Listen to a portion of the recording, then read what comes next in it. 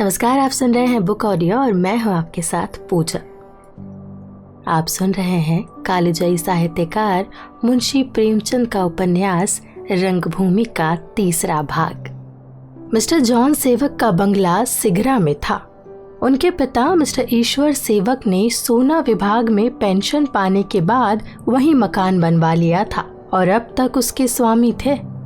इसके आगे उनके पुरखों का पता नहीं चलता और ना हमें उसकी खोज करने की विशेष जरूरत है। हाँ, इतनी बात अवश्य निश्चित है कि प्रभु ईसा की शरण जाने का गौरव ईश्वर सेवक को नहीं, उनके पिता को था। ईश्वर को अब भी अपना बाल्य जीवन कुछ कुछ याद आता था, जब वो अपनी माता के साथ गंगा स्नान को जाया करते थे। माता की दाह क्रिया की स्मृति भी अभी ना भूली थी। माता के देहांत के बाद उन्हें याद आता था कि मेरे घर में कई सैनिक घुस आए थे और मेरे पिता को पकड़ कर ले गए थे। इसके बाद स्मृति विशंखल हो जाती थी। हाँ, उनके गोरे रंग और आकृति से ये सहज ही अनुमान किया जा सकता था कि वो उच्च वंशीय थे और कदाचित इसी सूबे में उनका पूर्व निवास भी था। ये बंगला उस जमाने में बना था जब सिगरा में भूमि का इतना आदर ना था। अहाते में फूल पत्तियों की जगह शाक भाजी और फलों के वृक्ष थे। यहाँ तक कि गमलों में भी सुरुचि की अपेक्षा उपयोगिता पर अधिक ध्यान दिया गया था। बेले परवल, कद्दू, कुंदरू, सेम आदि की थी, जिनसे बंगले की शोभा होती थी और फल भी मिलता था। एक किनारे खपरेल का बरामदा था जिसमें गाय भैंस पाली हुई थी, दूसरी ओर अस्तबल था। मोटर का शौक ना बाप को था ना बेटे को। फिटन रखने में किफायत भी थी और आराम भी। ईश्वर सेवक को तो मोटरों से चिढ़ थी। उनके शोर से उनकी शांति में विघ्न पड़ता था। फिटन का घोड़ा अहाते में एक लंबी रस्सी से बांधकर छोड़ दिया जाता था। अस्तबल से बाग के लिए खाद निकल आती थी और केवल एक साइज से काम चल जाता। ईश्वर सेवक गृह प्रबंध में निपुण थे और गृह कार्यों में उनका उत्साह लेश मात्र भी कम न हुआ था। उनकी आराम कुर्सी बंगले के सायबान में पड़ी रहती थी। उस पर वो सुबह से शाम तक बैठे जॉन सेवक की फिजूल खर्ची और घर की बर्बादी का रोना रोया करते थे। वो अब भी नियमित रूप से पुत्र को घंटे 2 घंटे उपदेश दिया करते थे और शायद इसी उपदेश का फल था कि जॉन सेवक का धन और मान दिनों दिन बढ़ता जाता था। किफायत उनके जीवन का मूल तत्व था और इसका उल्लंघन उन्हें असहाय था। वो अपने घर में धन का अपव्यय नहीं देख सकते थे, चाहे वो किसी मेहमान ही का धन क्यों ना हो। धर्मानुरागी इतने थे कि बिना नागा दोनों वक्त गिरजा घर जाते। उनकी अपनी अलग सवारी थी। एक आदमी इस तामजान को खींचकर गिरजा घर के द्वार तक पहुंचाया करता था। वहां पहुंचकर ईश्वर सेवक उसे तुरंत लौटा देते थे। गिरजा के अहाते में तामजान की रक्षा के लिए किसी आदमी के बैठे रहने की जरूरत ना थी। घर आकर वो आदमी और कोई काम कर सकता था।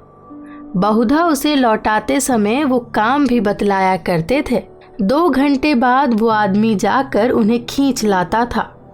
लौटती बार वो यथासाध्य खाली हाथ ना लौटते थे। कभी 2-4 पपीते मिल जाते, कभी नारंगियां, कभी सेर, आधा सेर, मकोए। पादरी उनका बहुत सम्मान करता था। उनकी सारी उम्मत में इतना वयोवृद्ध और दूसरा आदमी ना था। उस पर धर्म का इतना प्रेमी। वो उसके धर्म उपदेशों को जितनी तन्मयता से सुनते थे और जितनी भक्ति से कीर्तन में भाग लेते थे, वो आदर्श कही जा सकती थी। प्रातः काल था। लोग जलपान करके या छोटी हाजिरी खाकर मेज पर से उठे थे। मिस्टर जॉन सेवक ने गाड़ी तैयार करने का हुक्म दिया। ईश्वर सेवक ने अपनी कुर्सी पर बैठे बैठे चाय का एक प्याला पिया था और झुंझला रहे थे कि इसमें शक्कर क्यों इतनी झोंक दी है। शाकर कोई नियामत नहीं है कि पेट फाड़ कर खाई जाए। एक तो मुश्किल से पचती है, दूसरी इतनी महंगी। इसकी आधी शाकर चाय को मजेदार बनाने के लिए काफी थी। अंदाज से काम करना चाहिए था। शाकर कोई पेट भरने की चीज नहीं है, सैकड़ों बार कह चुका हूं, पर मेरी कौन सुनता है। मुझे तो सबने कुत्ता समझ लिया है, उसके भूखने की परवाह कौन करता है। मिसेस सेवक ने धर्मानुराग और मितव्ययिता का पाठ भली भांति अभ्यस्त किया था। लज्जित होकर बोली, पापा क्षमा कीजिए, आज सोफी ने शाकर ज्यादा डाल दी थी, मगर करूं क्या, ये तो हल्की चाय किसी को अच्छी ही नहीं लगती। ईश्वर सेवक ने उदासीन भाव से कहा, मुझे क्या करना है, कुछ कयामत तक तो बैठा रहूंगा नहीं, मगर घर के बर्बाद होने के यही लक्षण है। यीशु मुझे अपने दामन में छुपा। पापा मैं भूल स्वीकार करती हूँ, मुझे अंदाज से शाकर निकाल देनी चाहिए थी। अरे तो आज ये कोई नई बात थोड़े है, रोज तो यही रोना रहता है। जॉन समझता है मैं घर का मालिक हूँ, रुपया कमाता हूँ, खर्च क्यों ना करूँ। अरे मगर धन कमाना एक बात है, उसका सद्व्यय करना दूसरी बात। होशियार आदमी उसे कहते हैं जो धन का उचित उपयोग करे। इधर से लाकर उधर खर्च कर दिया तो क्या फायदा, इससे तो ना लाना ही अच्छा। समझाता ही रहा, पर इतनी ऊंची रास का घोड़ा ले लिया, क्या जरूरत थी। तुम्हें घुड़दौड़ नहीं करनी है, एक टट्टू से काम चल सकता था। यही ना कि औरों के घोड़े आगे निकल जाते तो तुम्हारी क्या शेखी मारी जाती थी। कहीं दूर जाना नहीं पड़ता। टट्टू होता तो 6 सेर की जगह 2 सेर दाना खाता, आखिर 4 सेर दाना व्यर्थ ही जाता है ना। मगर मेरी कौन सुनता है। यीशु मुझे अपने दामन में छुपा। सोफी यहाँ बेटी, जरा कलाम पाक सुना। सोफिया प्रभु सेवक के कमरे में बैठी हुई उनसे मसीह के इस कथन पर शंका कर रही थी कि गरीबों के लिए आसमान की बादशाहत है और अमीरों का स्वर्ग में जाना उतना ही असंभव है जितना ऊंट का सुई की नोक में जाना। उसके मन में शंका हो रही थी, क्या दरिद्र होना स्वयं कोई गुण है और धनी होना स्वयं कोई अवगुण। उसकी बुद्धि इस कथन की सार्थकता को ग्रहण ना कर सकती थी। क्या मसीह ने केवल अपने भक्तों को खुश करने के लिए धन की इतनी निंदा की है। इतिहास बतला रहा है कि पहले केवल दीन दुखी दरिद्र और समाज की पतित जनता ने ही मसीह के दामन में पनाह ली। इसलिए तो उन्होंने धन की इतनी अवहेलना नहीं की। कितने ही गरीब ऐसे हैं जो सिर से पांव तक अधर्म और अविचार में डूबे हुए हैं। शायद उनकी दुष्टता ही उनकी दरिद्रता का कारण है। क्या केवल दरिद्रता उनके सब पापों का प्रायश्चित कर देगी। कितने ही धनी हैं जिनके हृदय आईने की भांति निर्मल है। क्या उनका वैभव उनके सारे सत्कर्मों को मिटा देगा। सोफिया सत्य असत्य के निरूपण में सदैव रत रहती थी। धर्म तत्वों को बुद्धि की कसौटी पर कसना उसका स्वाभाविक गुण था और जब तक तर्क बुद्धि स्वीकार न करे वो केवल धर्म ग्रंथों के आधार पर किसी सिद्धांत को ना मान सकती थी। जब उसके मन में कोई शंका होती तो वो प्रभु सेवक की सहायता से उसके निवारण की चेष्टा किया करती। सोफिया, मैं इस विषय पर बड़ी देर से गौर कर रही हूँ, पर कुछ समझ नहीं आता। प्रभु मसीह ने दरिद्रता को इतना महत्व क्यों दिया और धन वैभव को क्यों इतना निषिद्ध बतलाया। प्रभु सेवक, जाकर मसीह से पूछ लो। सोफिया, तुम क्या समझते हो। प्रभु सेवक, मैं कुछ नहीं समझता और ना ही कुछ समझना चाहता हूँ। भोजन, निद्रा और विनोद, यही मनुष्य जीवन के 3 तत्व है। इसके सिवा सब गोरख धंधा है। मैं धर्म को बुद्धि से बिल्कुल अलग समझता हूँ। धर्म को तोलने के लिए बुद्धि उतनी ही अनुपयुक्त है जितना बैंगन तोलने के लिए सुनार का कांटा। धर्म धर्म है, बुद्धि बुद्धि। या तो धर्म का प्रकाश इतना तेजोमय है कि बुद्धि की आंखें चौंधिया जाती है, या इतना घोर अंधकार है कि बुद्धि को कुछ नजर नहीं आता। इन झगड़ों में व्यर्थ सिर खपाती हो। सुना, आज पापा चलते चलते क्या कह रहे थे। सोफिया, नहीं, मेरा ध्यान उधर ना था। प्रभु सेवक, यही कि मशीनों के लिए शीघ्र ऑर्डर दे दो। उस जमीन को लेने का इन्होंने निश्चय कर लिया है। उसका मौका बहुत पसंद आया, चाहते हैं कि जल्द से जल्द बुनियाद पड़ जाए, लेकिन मेरा जी इस काम से घबराता है। मैंने ये व्यवसाय सीखा तो, पर सच पूछो तो मेरा दिल वहां ना लगता था। अपना समय दर्शन, साहित्य, काव्य की सैर में काटता था। वहाँ के बड़े बड़े विद्वानों और साहित्य सेवियों से वार्तालाप करने में जो आनंद मिलता था वो कारखाने में कहाँ नसीब था। सच पूछो तो मैं इसलिए वहाँ गया ही था।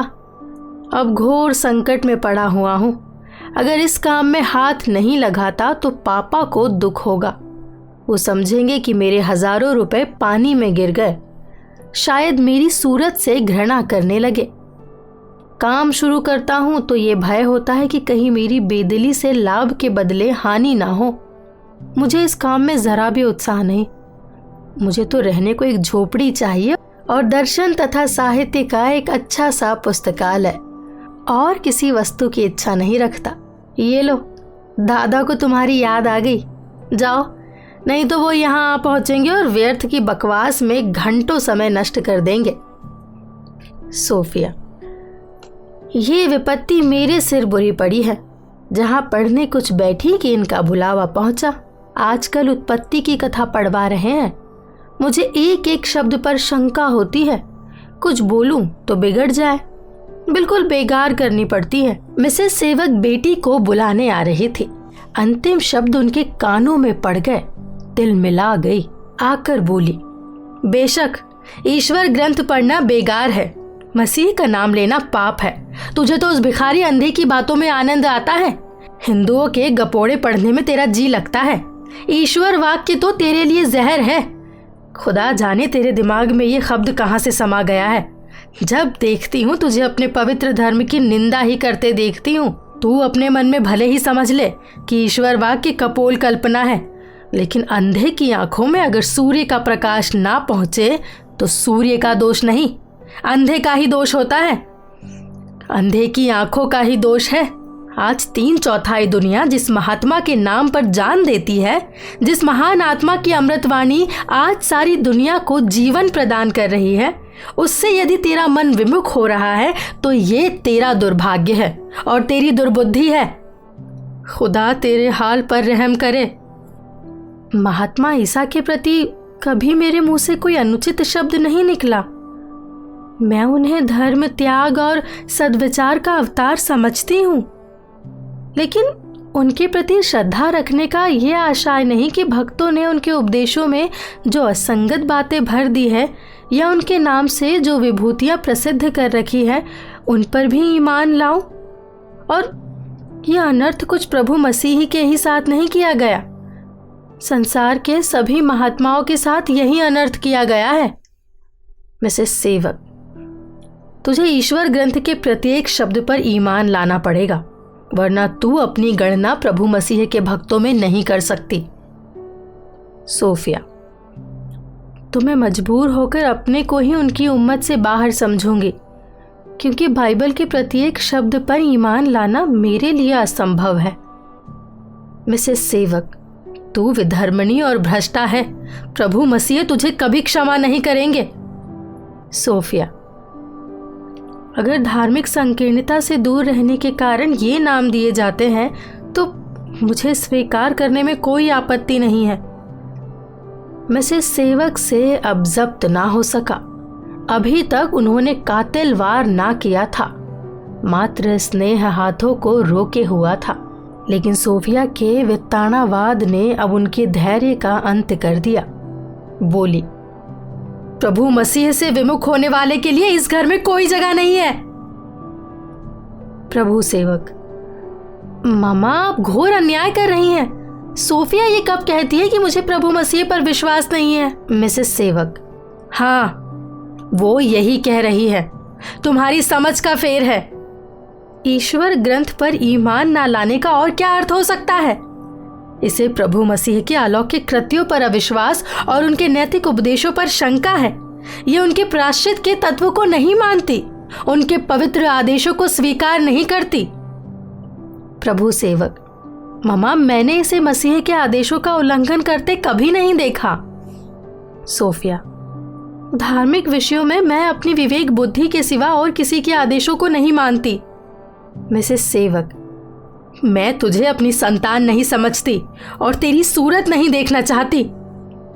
ये कहकर सोफिया के कमरे में घुस गई और उसकी मेज पर से बौद्ध धर्म और वेदांत के कई ग्रंथ उठाकर बाहर बरामदे में फेंक दिए। उसी आवेश में उन्हें पैरों से कुचला और जाकर ईश्वर सेवक से बोली: पापा, आप सोफी को नाहक बुला रहे हैं। वो प्रभु मसीह की निंदा कर रही है। मिस्टर ईश्वर सेवक ऐसे चौंके मानो देह पर आंख की चिंगारी गिर पड़ी हो और अपनी ज्योति विहीन आंखों को फाड़ कर बोले: क्या कहा? सोफी प्रभु मसीह की निंदा कर रही है? सोफी!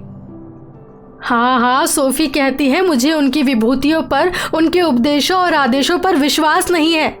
ईश्वर सेवक: प्रभु मसीह, मुझे अपने दामन में छुपा, अपनी भटकती हुई भेड़ों को सच्चे मार्ग पर ला। कहाँ है सोफी? मुझे उसके पास ले चलो, मेरा हाथ पकड़कर उठाओ मुझे। खुदा मेरी बेटी के हृदय को अपनी ज्योति से जगा। मैं उसके पैरों पर गिरूंगा, उसकी मिन्नतें करूंगा, उसे दीनता से समझाऊंगा। मुझे उसके पास तो ले चलो। मिसेस सेवक: मैं सब कुछ करके हार गई। उस पर खुदा की लानत है। मैं इनका मुंह नहीं देखना चाहती। ईश्वर सेवक: ऐसी बातें ना करो। वो मेरा खून है, मेरी जान है, मेरे प्राणों का प्राण है। मैं उसे कलेजे से लगाऊंगा। प्रभु मसीह ने विधर्मियों को छाती से लगाया था, कुकर्मियों को अपने दामन में शरण दी थी। वो मेरी सोफिया पर अवश्य दया करेंगे। यीशु, मुझे अपने दामन में छुपा। जब मिसेस सेवक ने अब भी सहारा ना दिया तो ईश्वर सेवक लकड़ी के सहारे उठे और लाठी टेकते हुए सोफिया के कमरे में द्वार पर आकर बोले: बेटी सोफी, कहाँ है? इधर आ बेटी, आ तुझे गले लगाओ।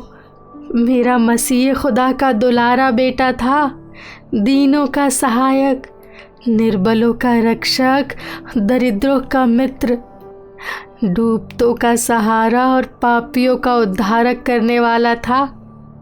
बेटी, ऐसा कौन सा नबी है जिसका दामन इतना चौड़ा हो, जिसकी गोद में संसार के सारे पापों, सारी बुराइयों के लिए स्थान हो?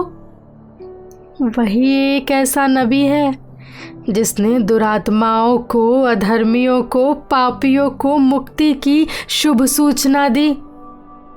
नहीं तो हम जैसे मलिन आत्माओं के लिए मुक्ति कहाँ थी? हमें उबारने वाला कौन था? ये कहकर उन्होंने सोफी को हृदय से लगा लिया। माता के कठोर शब्दों ने उसके निर्बल क्रोध को जागृत कर दिया था।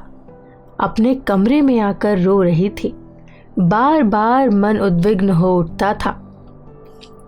सोचती थी, अभी इसे क्षण इस घर से निकल जाऊं। क्या इस अनंत संसार में मेरे लिए जगह नहीं है? मैं परिश्रम कर सकती हूँ, अपना भार आप संभाल सकती हूँ। आत्म स्वतंत्र का खून करके अगर जीवन की चिंताओं से निवृत्त हुई तो क्या? मेरी आत्मा इतनी तुच्छ वस्तु नहीं है कि उदर पालने के लिए उसकी हत्या कर दी जाए। प्रभु सेवक को अपनी बहन से सहानुभूति थी। धर्म पर उन्हें उससे कहीं कम श्रद्धा थी, किंतु वो अपने स्वतंत्र विचारों को अपने मन में ही संचित रखते थे। गिरजा चले जाते थे, पारिवारिक प्रार्थनाओं में भाग लेते थे, यहाँ तक कि धार्मिक भजन भी गा लेते थे। वो धर्म को गंभीर विचार के क्षेत्र से बाहर समझते थे। वो गिरजा उसी भाव से जाते थे जैसे थिएटर देखने जाते। पहले अपने कमरे से झांक कर देखा कि कहीं ममा तो नहीं देख रही है, नहीं तो मुझ पर वज्र प्रहार होने लगेगा। तब चुपके से सोफिया के पास आए और बोले, सोफी, क्यों नादान बनती हो? सांप के मुंह में उंगली डालना कौन सी बुद्धिमानी है? अपने मन में जो विचार रख, जिन बातों को जी चाहे मानो, जिनको जी ना चाहे ना मानो। पर इस तरह ढिंडोरा पीटने से क्या फायदा? समाज में नक्कू बनने की क्या जरूरत? कौन तुम्हारे दिल के अंदर देखने जाता है? सोफिया ने भाई को अवहेलना की दृष्टि से देखकर कहा, धर्म के विषय में मैं कर्म को वचन के अनुरूप ही रखना चाहती हूँ दोनों से एक ही स्वर निकले। धर्म का स्वांग भरना मेरी क्षमता से बाहर है। आत्मा के लिए मैं संसार के सारे दुख झेलने को तैयार हूँ। अगर मेरे लिए इस घर में स्थान नहीं है तो ईश्वर का बनाया हुआ विस्तृत संसार तो है, कहीं भी अपना निर्वाह कर सकती हूँ। मैं सारी विडंबनाएं सह लूंगी, लोक निंदा की भी मुझे चिंता नहीं, मगर अपनी ही नजरों में गिरकर मैं जिंदा नहीं रह सकती। अगर यही मान लूं कि मेरे लिए चारों तरफ से द्वार बंद है, तो भी मैं आत्मा को बेचने की अपेक्षा भूखों मर जाना कहीं ज्यादा अच्छा समझती हूँ। प्रभु सेवक, दुनिया उससे कहीं तंग है जितना तुम समझती हो। सोफिया, खबर के लिए तो जगह निकल ही आएगी। सहसा ईश्वर सेवक ने जाकर उसे छाती से लगा लिया और अपने भक्ति गदगद नेत्र जल से उसके संतप्त हृदय को शांत करने लगे। सोफिया को उनकी श्रद्धालुता पर दया आ गई। सहसा ईश्वर सेवक ने जाकर उसे छाती से लगा लिया और अपने भक्ति गदगद नेत्र जल से उसके संतृप्त हृदय को शांत करने लगे। सोफिया को उनकी श्रद्धालुता पर दया आ गई। कौन ऐसा निर्दय प्राणी है जो भोले भाले बालक के कट घोड़े का उपहास करके उसका दिल दुखाए, उसके मधुर स्वप्न को विश्रंखल कर दे। सोफिया ने कहा, दादा आप आकर इस कुर्सी पर बैठ जाए, खड़े खड़े आपको तकलीफ होती है। ईश्वर सेवक, जब तक तू अपने मुख से ना कहेगी कि प्रभु मसीह पर विश्वास करती हूँ, तब तक मैं तेरे द्वार पर यूं ही भिखारियों की भांति खड़ा रहूंगा। सोफिया, दादा मैंने ये कभी नहीं कहा कि प्रभु यीशु पर ईमान नहीं रखती या मुझे उन पर श्रद्धा नहीं है। मैं उन्हें महान आदर्श पुरुष और क्षमा तथा दया का अवतार समझती हूँ और समझती रहूंगी। ईश्वर सेवक ने सोफिया के कपोलों का चुंबन करके कहा, बस मेरा चित्त शांत हो गया। यीशु तुझे अपने दामन में ले। मैं बैठता हूँ। मुझे ईश्वर वाक्य सुना, कानों को प्रभु मसीह की वाणी से पवित्र कर। सोफिया इनकार ना कर सकी। उत्पत्ति का एक परिच्छेद खोलकर पढ़ने लगी। ईश्वर सेवक आंखें बंद करके कुर्सी पर बैठ गए और तन्मय होकर सुनने लगे। मिसेस सेवक ने यह दृश्य देखा और विजय गर्व से मुस्कुराती हुई चली गई। ये समस्या तो हल हो गई, पर ईश्वर सेवक के मरहम से उसके अंतःकरण का नासूर ना अच्छा हो सकता था।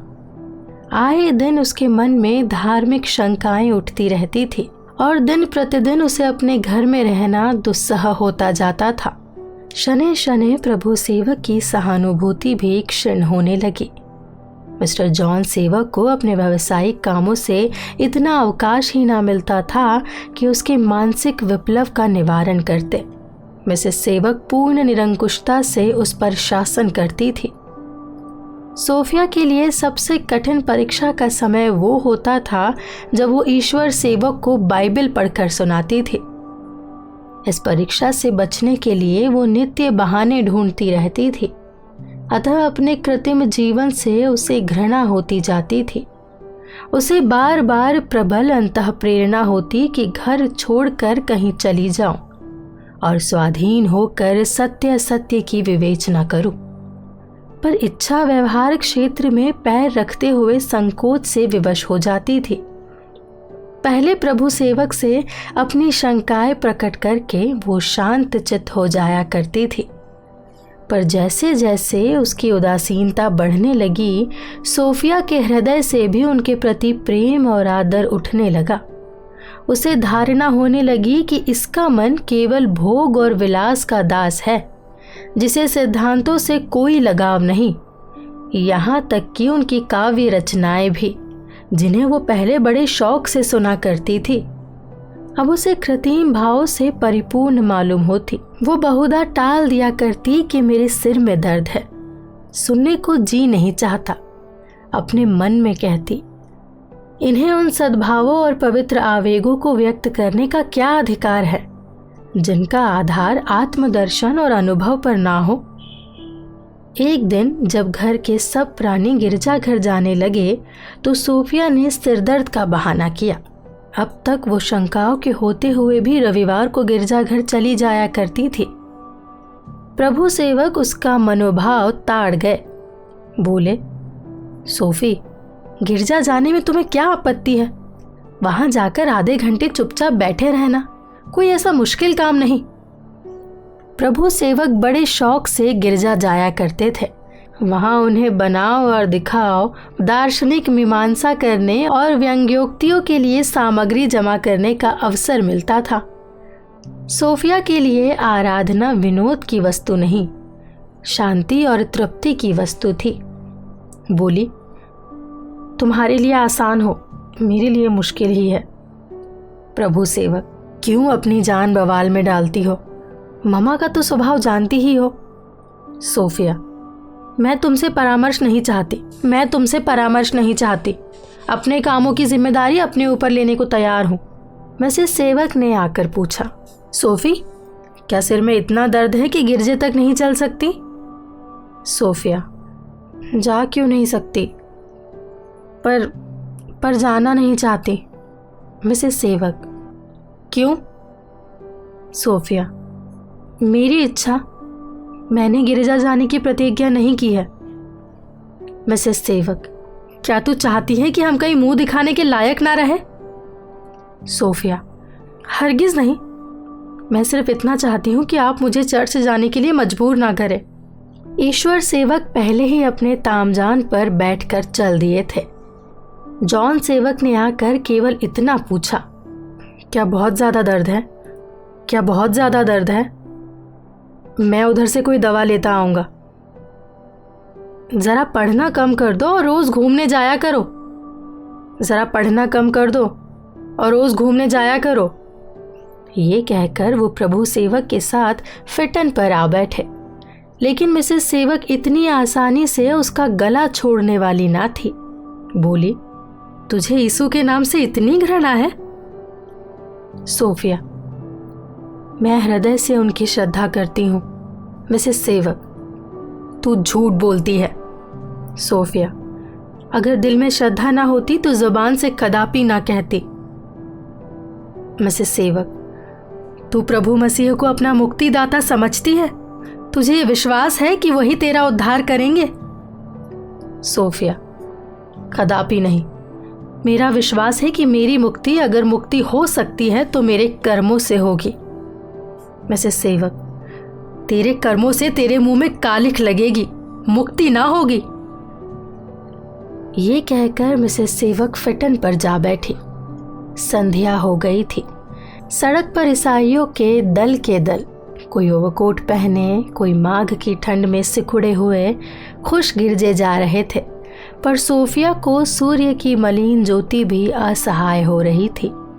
वो एक ठंडी सांस खींच कर बैठ गई। तेरे कर्मों से तेरे मुंह में कालिख लगेगी।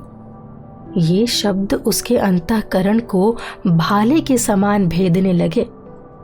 सोचने लगी, मेरी स्वार्थ सेवा का यही उचित दंड है। मैं भी केवल रोटियों के लिए अपनी आत्मा की हत्या कर रही हूँ। अपमान और अनादर के झोंके सह रही हूँ। इस घर में कौन मेरा हितैषी है? कौन है जो मेरे मरने की खबर पाकर 4 आंसू की बूंदें गिरा दे? शायद मेरे मरने से लोगों को खुशी होगी। मैं इनकी नजरों में इतनी गिर गई हूँ, ऐसे जीवन पर धिक्कार है।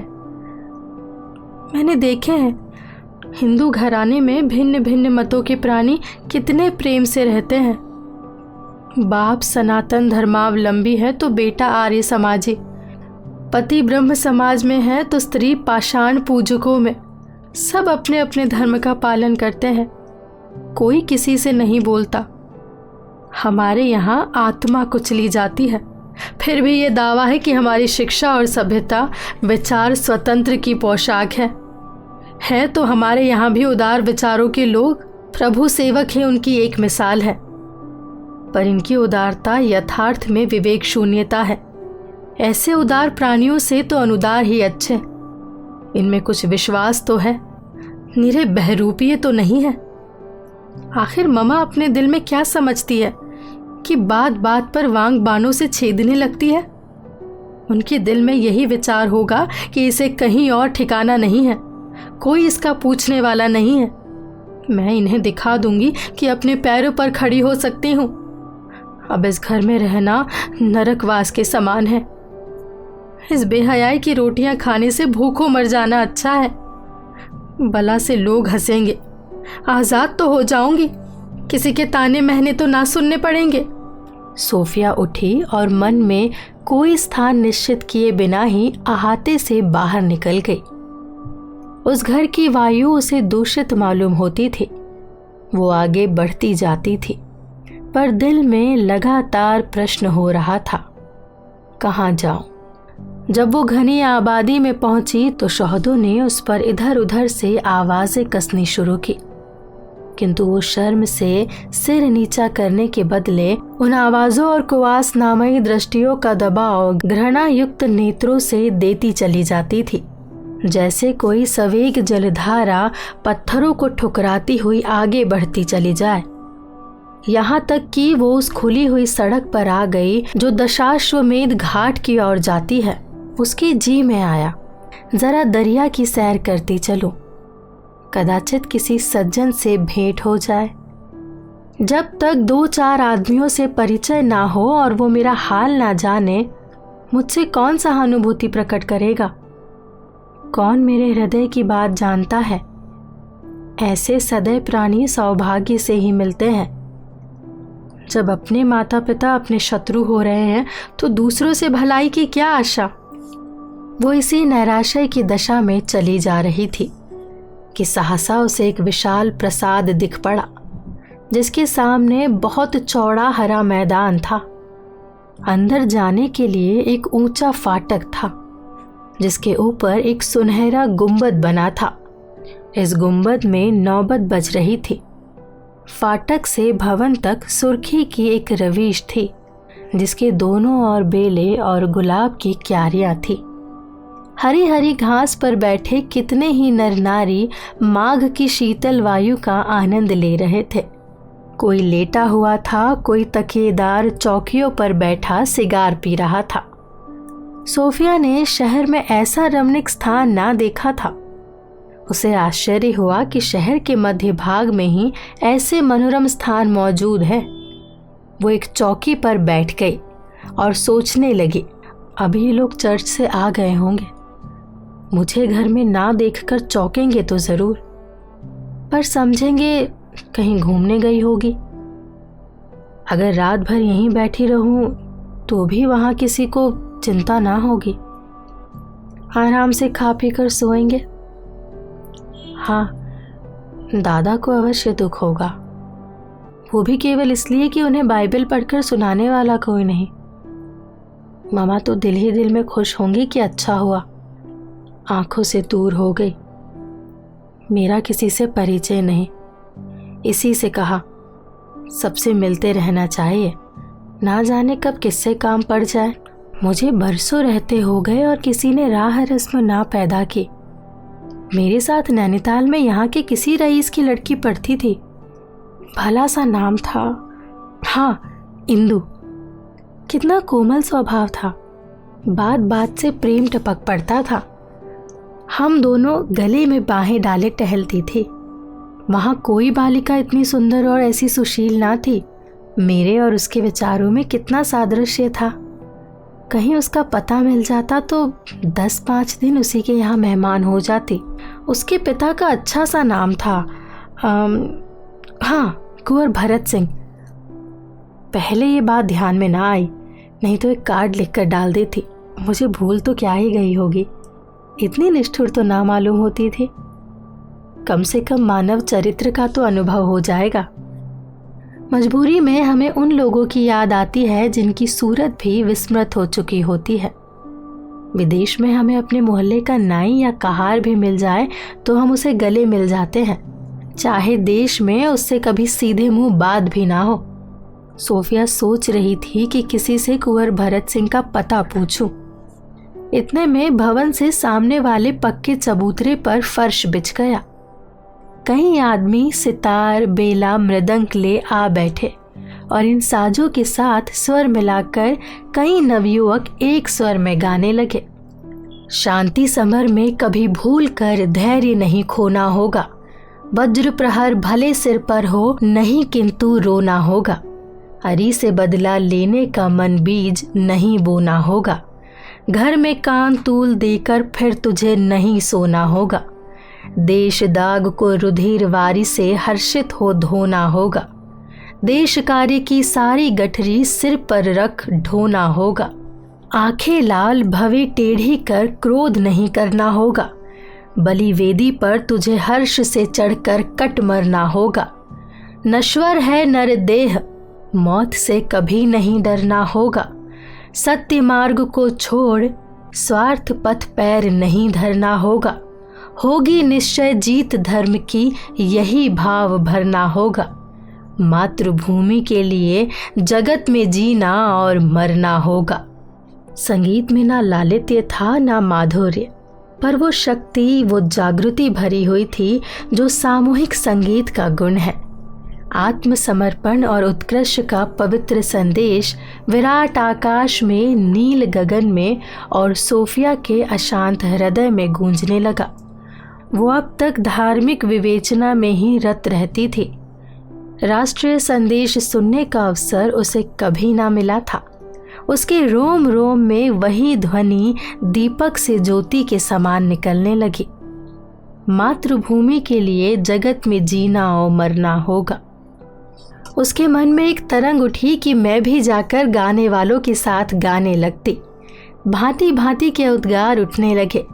मैं किसी दूसरे देश में जाकर भारत का आर्तनाद सुनाती, यहीं खड़े होकर कह दूं, मैं अपने को भारत सेवा के लिए समर्पित करती हूँ। अपने जीवन के उद्देश्य पर एक व्याख्यान देती। हम भाग्य के दुखड़े रोने के लिए, अपनी अवनत दशा पर आंसू बहाने के लिए नहीं बनाए गए। समा बंधा हुआ था। सोफिया के हृदय की आंखों के सामने इन्हीं भावों के चित्र नृत्य करते हुए मालूम होते थे। अभी संगीत की ध्वनि गूंज ही रही थी कि अकस्मात उसी अहाते के अंदर एक खपरेल के मकान में आग लग गई। जब तक लोग उधर दौड़े, अग्नि की ज्वाला प्रचंड हो गई। सारा मैदान जगमगा उठा। वृक्ष और पौधे प्रदीप्त प्रकाश के सागर में नहा उठे। गाने वालों ने तुरंत अपने अपने साज वहीं छोड़े, धोतियां ऊपर उठाई, आस्तीनें चढ़ाई और आग बुझाने दौड़े। भवन से और भी कितने ही युवक निकल पड़े। कोई कुएं से पानी लाने दौड़ा तो कोई आग के मुंह में घुसकर अंदर की चीजें निकाल निकाल कर बाहर फेंकने लगा। लेकिन कहीं वो उतावलापन, वो घबराहट, वो भगदड़, वो कोहराम, वो दौड़ो दौड़ो का शोर, वो स्वयं कुछ ना करके दूसरों को हुक्म देने का गुल ना था, जो ऐसी देवी आपदाओं के समय साधारणतः हुआ करता है।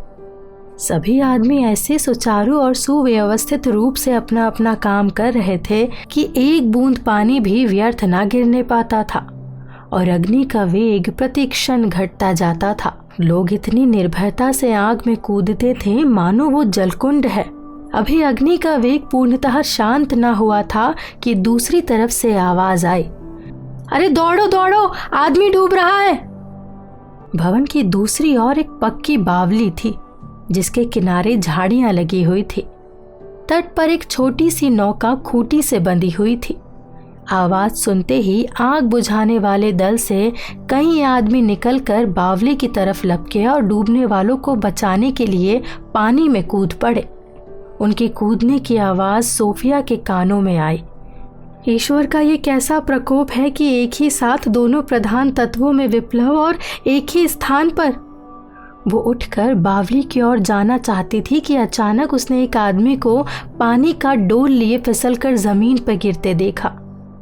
चारों ओर अग्नि शांत हो गई थी, पर जहां वो आदमी गिरा था वहां अब तक अग्नि बड़े वेग से धधक रही थी। अग्नि ज्वाला विकराल मुंह खोले उस अभागे मनुष्य की तरफ लपकी। आंख की लपटें उसे निगल जाती, पर सोफिया विद्युत गति से ज्वाला की तरफ दौड़ी और उस आदमी को खींचकर बाहर निकाल लाई। ये सब कुछ क्षण मात्र में हो गया। अभागे की जान बच गई, लेकिन सोफिया का कोमल गात आग की लपट में झुलस गया। वो ज्वालाओं के घेरे से बाहर आते ही अचेत होकर जमीन पर गिर गई। सोफिया ने 3 दिन तक आंखें ना खोली। मन ना जाने किन लोकों में भ्रमण किया करता था। कभी अद्भुत, कभी भयावह दृश्य दिखाई देते। कभी ईसा की सौम्य मूर्ति आंखों के सामने आ जाती, तो कभी किसी विदुषी महिला के चंद्रमुख के दर्शन होते, जिन्हें ये सेंट मैरी समझती। चौथे दिन प्रातःकाल उसने आंखें खोली तो अपने को एक सजे हुए कमरे में पाया। गुलाब और चंदन की सुगंध आ रही थी। उसके सामने कुर्सी पर वही महिला बैठी हुई थी जिन्हें उसने सुप्त अवस्था में सेंट मैरी समझा था, और सिरहाने की ओर एक वृद्ध पुरुष बैठे थे जिनकी आंखों से दया टपक पड़ती थी। इन्हीं को कदाचित उसने अर्ध चेतना की दशा में ईसा समझा था। स्वप्न की रचना स्मृतियों की पुनरावृत्ति मात्र होती है। सोफिया ने क्षीण स्वर में पूछा, मैं कहाँ हूँ? मम्मा कहाँ है? वृद्ध पुरुष ने कहा, तुम कुंवर भरत सिंह के घर पर हो। तुम्हारे सामने रानी साहिबा बैठी हुई है। तुम्हारा जी अब कैसा है? सोफिया, अच्छी हूँ, प्यास लगी है। मम्मा कहाँ है? पापा कहाँ है? आप कौन हैं? रानी बोली, ये डॉक्टर गांगुली है। 3 दिन से तुम्हारी दवा कर रहे हैं। तुम्हारे पापा मामा कौन है? सोफिया, पापा का नाम मिस्टर जॉन सेवक है। हमारा बंगला सिगरा में है। अच्छा, तो तुम मिस्टर जॉन सेवक की बेटी हो? हम उसे जानता है, अभी बुलाता है। रानी, किसी को अभी भेज दूं? सोफिया, कोई जल्दी नहीं है, आ जाएंगे। मैंने जिस आदमी को पकड़कर खींचा था उसकी क्या दशा हुई? रानी, बेटी, वो ईश्वर की कृपा से बहुत अच्छी तरह है। उसे जरा भी आंच नहीं लगी। वो मेरा बेटा विनय है, अभी आता ही होगा। तुम्ही ने तो उसके प्राण बचाए। अगर तुम दौड़कर ना पहुंच जाती तो आज ना जाने क्या होता। मैं तुम्हारे ऋण से कभी मुक्त नहीं हो सकती। तुम मेरे कुल की रक्षा करने वाली देवी हो। सोफिया, जिस घर में आग लगी थी उसके सब आदमी बच गए ना? रानी, बेटी, ये तो केवल अभिनय था। विनय ने यहाँ एक सेवा समिति बना रखी है। जब शहर में कोई मेला होता है या कोई किसी दुर्घटना का समाचार आता है तो समिति वहां पहुंचकर सेवा सहायता करती है। उस दिन समिति की सेवा के लिए कुंवर साहब ने वो अभिनय किया था। डॉक्टर, कुंवर साहब देवता है, कितने गरीब लोगों की रक्षा करता है। अभी थोड़े दिन हुए बंगाल गई थी। यहाँ सूर्य ग्रहण का स्नान होने वाला है। लाखों यात्री दूर दूर से आएंगे। उसके लिए ये सब तैयारी हो रही है। इतने में एक युवती रमणी आकर खड़ी हो गई। उसके मुख से उज्जवल दीपक के समान प्रकाश की रश्मियां छिटक रही थी। गले में मोतियों के हार के सिवा उसके शरीर पर कोई आभूषण ना था। उषा की शुभ्र छटा मूर्तिमान हो गई थी। सोफिया ने उसे एक क्षण भर देखा, तब बोली, इंदु, तुम यहाँ कहाँ? आज कितने दिनों के बाद तुम्हें देखा है। इंदु चौंक पड़ी। 3 दिन से बराबर सोफिया को देख रही थी। ख्याल आता था कि इसे कहीं तो देखा है, पर कहाँ देखा है ये याद ना आती थी। उसकी बातें सुनते ही स्मृति जागृत हो गई। आंखें चमक उठी, गुलाब खिल गया। बोली, हो सोफी तुम हो। दोनों सखियां गले मिल गई। ये वही इंदु थी जो सोफिया के साथ नैनीताल में पढ़ती थी। सोफिया को आशा ना थी कि इंदु इतने प्रेम से मिलेगी। इंदु कभी पिछली बातें याद करके रोती तो कभी हंसती, कभी गले मिल जाती। अपनी माँ से उसका गुणवाद करने लगी। माँ उसका प्रेम देखकर फूली ना समाती। अंत में सोफिया ने झेपे हुए कहा, इंदु, ईश्वर के लिए अब मेरी और ज्यादा तारीफ ना करो, नहीं तो मैं तुमसे ना बोलूंगी। इतने दिनों तक कभी एक खत भी ना लिखा। मुंह देखे का प्रेम करती हो? रानी, नहीं बेटी सोफी, इंदु मुझसे कई बार तुम्हारी चर्चा कर चुकी है। यहाँ किसी से हंसकर बोलती तक नहीं। तुम्हारे सिवा मैंने इसे किसी की तारीफ करते नहीं सुना। इंदु बहन, तुम्हारी शिकायत वाजिब है, पर करूँ क्या? मुझे खत नहीं लिखना आता। एक तो बड़ी भूल ये हुई कि तुम्हारा पता नहीं पूछा, और अगर पता मालूम भी होता तो मैं खत ना लिख सकती। मुझे डर लगता है कि कहीं तुम हंसने ना लगो। मेरा पत्र कभी समाप्त ही ना होता और ना जाने क्या क्या लिख जाती। कुंवर साहब को मालूम हुआ कि सोफिया बातें कर रही है तो वो भी उसे धन्यवाद देने के लिए आए। पूरे 6 फीट के मनुष्य थे। बड़ी बड़ी आंखें, लंबे बाल, लंबी दाढ़ी, मोटे कपड़े का एक नीचा कुर्ता पहने हुए थे। सोफिया ने ऐसा तेजस्वी स्वरूप कभी ना देखा था। उसने अपने मन में ऋषियों की जो कल्पना कर रखी थी वो बिल्कुल ऐसी ही थी। एक विशाल शरीर में बैठी हुई विशाल आत्मा को वो दोनों नेत्रों से ताक रही थी। सोफी ने समान भाव से उठना चाहा, पर कुंवर साहब मधुर सरल स्वर में बोले, बेटी लेटी रहो, तुम्हें उठने में कष्ट होगा। लो, मैं बैठ जाता हूँ। तुम्हारे पापा से मेरा परिचय है, पर क्या मालूम था कि तुम मिस्टर सेवक की बेटी हो। मैंने उन्हें बुलाया है, लेकिन मैं कह देता हूँ कि मैं अभी तुम्हें ना जाने दूंगा। ये कमरा अब तुम्हारा है और यहाँ से चले जाने पर भी तुम्हें एक बार नित्य यहाँ आना पड़ेगा। और वे रानी से बोले, जानवी, यहाँ पियानो मंगवा कर रख दो। आज मैं सोहराब जी को बुलवाकर सोफिया का एक चित्र खिंचवाओ। सोहराब जी ज्यादा कुशल है, पर मैं नहीं चाहता कि सोफिया को उनके सामने बैठना पड़े। वो चित्र हमें याद दिलाता रहेगा कि किसने महान संकट के अवसर पर हमारी रक्षा की। रानी, कुछ नाच भी दान करा दो। ये कहकर रानी ने डॉक्टर गांगुली की ओर देखकर आंखें मटकाई। कुंवर साहब तुरंत बोले, फिर वही ढकोसले। इस जमाने में जो दरिद्र है उसे दरिद्र होना चाहिए, जो भूखों मरते हैं उसे भूखों मरना चाहिए। जब घंटे 2 घंटे की मेहनत से खाने भर को मिल सकता है तो कोई सबब नहीं कि क्यों कोई आदमी भूखों मरे।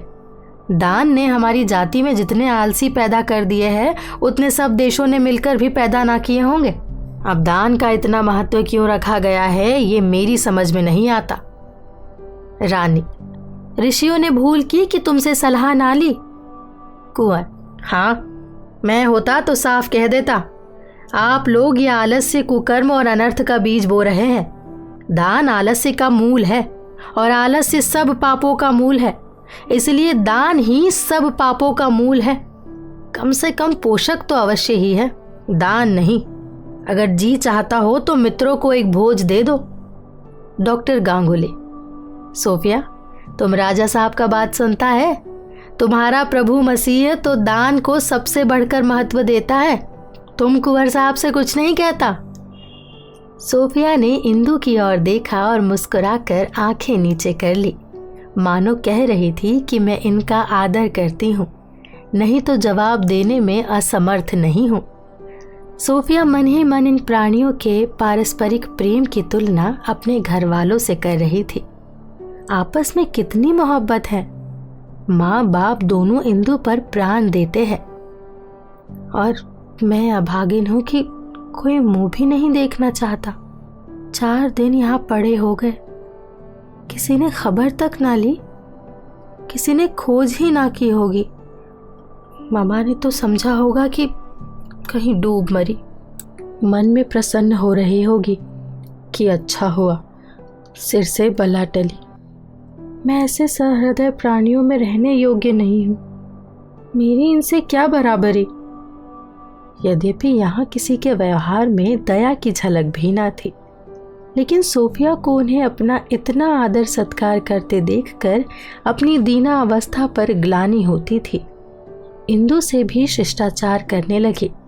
इंदु उसे प्रेम से तुम कहती थी, पर वो उसे आप कहकर संबोधित करती थी।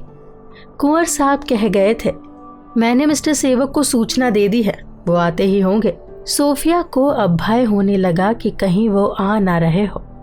आते ही आते मुझे अपने साथ चलने को कहेंगे, मेरे सिर फिर वही विपत्ति पड़ेगी। इंदु से अपनी विपत्ति कथा कहूँ तो शायद उसे मुझसे कुछ सहानुभूति हो। वो नौकरानी यहाँ व्यर्थ ही बैठी हुई है। इंदु आई भी तो उससे कैसे बात करूँगी। पापा के आने के पहले एक बार इंदु से एकांत में मिलने का मौका मिल जाता तो अच्छा होता। क्या करूं? इंदु को बुला भेजूं? ना जाने क्या करने लगी। पियानो बजाऊं तो शायद सुनकर आ जाए। उधर इंदु भी सोफिया से कितनी ही बातें करना चाहती थी। रानी जी के सामने उसे दिल की बातें करने का अवसर ना मिला था। डर रही थी कि सोफिया के पिता उसे लेते गए तो फिर अकेली हो जाऊंगी। डॉक्टर गांगुली ने कहा था कि इन्हें ज्यादा बातें मत करने देना, आज और आराम से सो ले तो फिर कोई चिंता ना रहेगी। इसलिए वो आने का इरादा करके भी रह जाती थी। आखिर 9 बजते बजते वो अधीर हो गई। आकर नौकरानी को अपना कमरा साफ करने के बहाने से हटा दिया और सोफिया के सिरहाने बैठकर बोली, क्यों बहन, बहुत कमज़ोर तो नहीं मालूम होती? सोफिया, बिल्कुल नहीं, मुझे तो मालूम होता है कि मैं चंगी हो गई। इंदु, तुम्हारे पापा कहीं तुम्हें अपने साथ ले गए तो मेरे तो प्राण ही निकल जाएंगे। तुम भी उनकी राह देख रही हो। उनके आते ही खुश होकर चली जाओगी और शायद फिर कभी याद ना करोगी। ये कहते कहते इंदु की आंखें सजल हो गई। मनोभावों के अनुचित आवेश को हम बहुधा मुस्कुराहट से छिपाते हैं। इंदु की आंखों में आंसू भरे हुए थे, पर वो मुस्कुरा रही थी।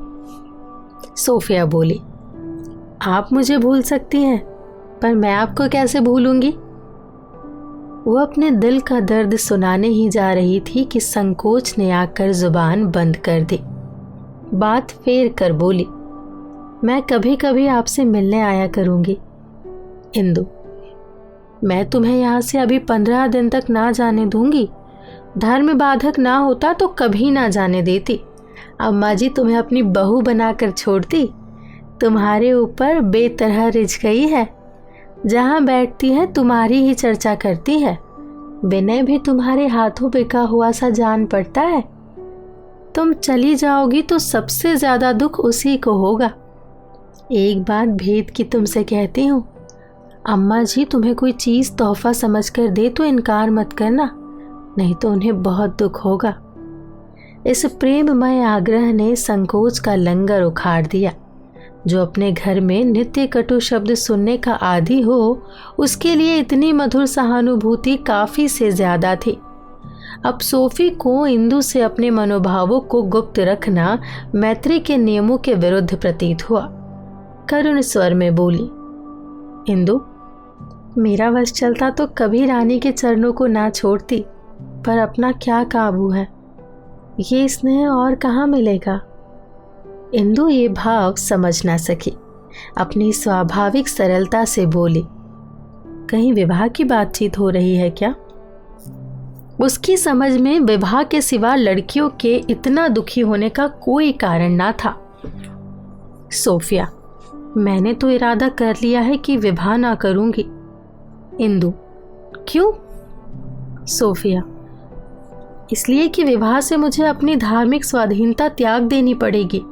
धर्म विचार स्वतंत्रता का गला घोट देता है। मैं अपनी आत्मा को किसी मत के हाथ नहीं बेचना चाहती। मुझे ऐसा ईसाई पुरुष मिलने की आशा नहीं जिसका हृदय इतना उदार हो कि वो मेरी धार्मिक शंकाओं को दरगुजर कर सके। मैं परिस्थिति से विवश होकर ईसा को खुदा का बेटा और अपना मुक्तिदाता नहीं मान सकती। विवश होकर गिरजाघर में ईश्वर की प्रार्थना करने नहीं जाना चाहती। मैं ईसा को ईश्वर नहीं मान सकती। इंदु, मैं तो समझती थी तुम्हारे यहाँ हम लोगों के यहाँ से कहीं ज्यादा आज़ादी है, जहाँ चाहो अकेली जा सकती हो। हमारा तो घर से निकलना मुश्किल है। सोफिया, लेकिन इतनी धार्मिक संकीर्णता तो नहीं है। इंदु, नहीं, कोई किसी को पूजा पाठ के लिए मजबूर नहीं करता। बाबूजी नित्य गंगा स्नान करते हैं, घंटों शिव की आराधना करते हैं। अम्मा जी कभी भूल कर भी स्नान करने नहीं जाती, ना किसी देवता की पूजा करती है। पर बाबूजी कभी आग्रह नहीं करते। भक्ति तो अपने विश्वास और मनोवृत्ति पर ही निर्भर है। हम भाई बहन के विचारों में आकाश पाताल का अंतर है। मैं कृष्ण की उपासिका हूँ और विनय ईश्वर के अस्तित्व को भी स्वीकार नहीं करता। पर बाबूजी हम लोगों से कभी कुछ नहीं कहते और ना हम भाई बहन में कभी इस विषय पर वाद विवाद होता है। सोफिया, हमारी स्वाधीनता लौकिक और इसलिए मिथ्या है। आपकी स्वाधीनता मानसिक और इसलिए सत्य है। असली स्वाधीनता वही है जो विचार के प्रवाह में बाधक ना हो। इंदु, तुम गिरजे में कभी नहीं जाती? सोफिया, पहले दुराग्रहवश जाती थी, अब की नहीं गई। इस पर घर के लोग बहुत नाराज हुए, बुरी तरह तिरस्कार किया गया। इंदु ने प्रेममयी सरलता से कहा, वे लोग नाराज हुए होंगे तो तुम बहुत रोई होगी ना? इन प्यारी आंखों से आंसू बहे होंगे। मुझसे किसी का रोना नहीं देखा जाता। सोफिया, पहले रोया करती थी, अब परवाह नहीं करती। इंदु, मुझे तो कभी कोई कुछ कह देता है तो हृदय पर तीर सा चल लगता है। दिन दिन भर रोती ही रह जाती हूँ, आंसू ही नहीं थमते। वो बात बात पर हृदय में चुभा करते हैं। सच पूछो तो मुझे किसी के क्रोध पर रोना नहीं आता। रोना आता है अपने ऊपर कि मैंने क्यों उन्हें नाराज किया, क्यों मुझसे ऐसी भूल हुई। सोफिया को भ्रम हुआ कि इंदु मुझे अपनी क्षमाशीलता से लज्जित करना चाहती है। माथे पर शिकन पड़ गई।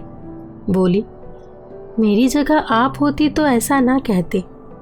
आखिर क्या आप अपने धार्मिक विचारों को छोड़ बैठती? इंदु, ये तो नहीं कह सकती कि क्या करती, पर घर वालों को प्रसन्न रखने की चेष्टा किया करती।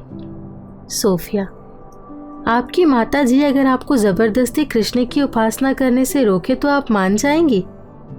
इंदु, हाँ, मान तो जाऊंगी, अम्मा को नाराज ना करूंगी। कृष्ण तो अंतर्यामी है, उन्हें प्रसन्न रखने के लिए उपासना की जरूरत नहीं। उपासना तो केवल अपने मन के संतोष के लिए है। सोफिया आश्चर्य से, आपको जरा भी मानसिक पीड़ा ना होगी? इंदु, अवश्य होगी, पर उनकी खातिर मैं सह लूंगी। सोफिया, अच्छा, अगर वो आपकी इच्छा के विरुद्ध आपका विवाह करना चाहे तो? इंदु, वो समस्या तो हल हो चुकी। माँ बाप ने जिसे उचित समझा कर दिया, मैंने जुबान तक नहीं खोली। सोफिया, अरे ये कब? इंदु, इसे तो 2 साल हो गए। अगर मेरा अपना वश होता तो उन्हें कभी ना वरती, चाहे कुंवारी ही रहती। मेरे स्वामी मुझसे प्रेम करते हैं, धन की कोई कमी नहीं, पर मैं उनके हृदय के केवल चतुर्थांश की अधिकारिणी हूँ। उसके 3 भाग सार्वजनिक कामों में भेंट होते हैं। 1 के बदले 1/4 पाकर कौन संतुष्ट हो सकता है? मुझे तो बाजरे की पूरी बिस्किट के 1/4 हिस्से से कहीं अच्छी मालूम होती है। सोफिया, आपकी धार्मिक स्वाधीनता में तो बाधा नहीं डालते? इंदु, नहीं, उन्हें इतना अवकाश कहाँ। सोफिया, तब तो मैं आपको मुबारकबाद दूंगी। इंदु, अगर किसी कैदी को बधाई देना उचित हो तो शौक से दो। सोफिया, बड़ी प्रेम की हो तो। इंदु, ऐसा होता तो मैं तुमसे बधाई देने को आग्रह करती। मैं बंध गई, वो मुक्त है। मुझे यहाँ आए 3 महीने होने आते हैं, पर 3 बार से ज़्यादा वे नहीं आए, और वो भी 1-1 घंटे के लिए। इसी शहर में रहते हैं। कुछ 10 मिनट में मोटर आ सकती है, पर इतनी फुर्सत किसे है। हाँ, पत्रों से अपनी मुलाकात का काम निकालना चाहते हैं, और वे पत्र भी क्या होते हैं, आदि से अंत तक अपने दुखड़ों से भरे हुए।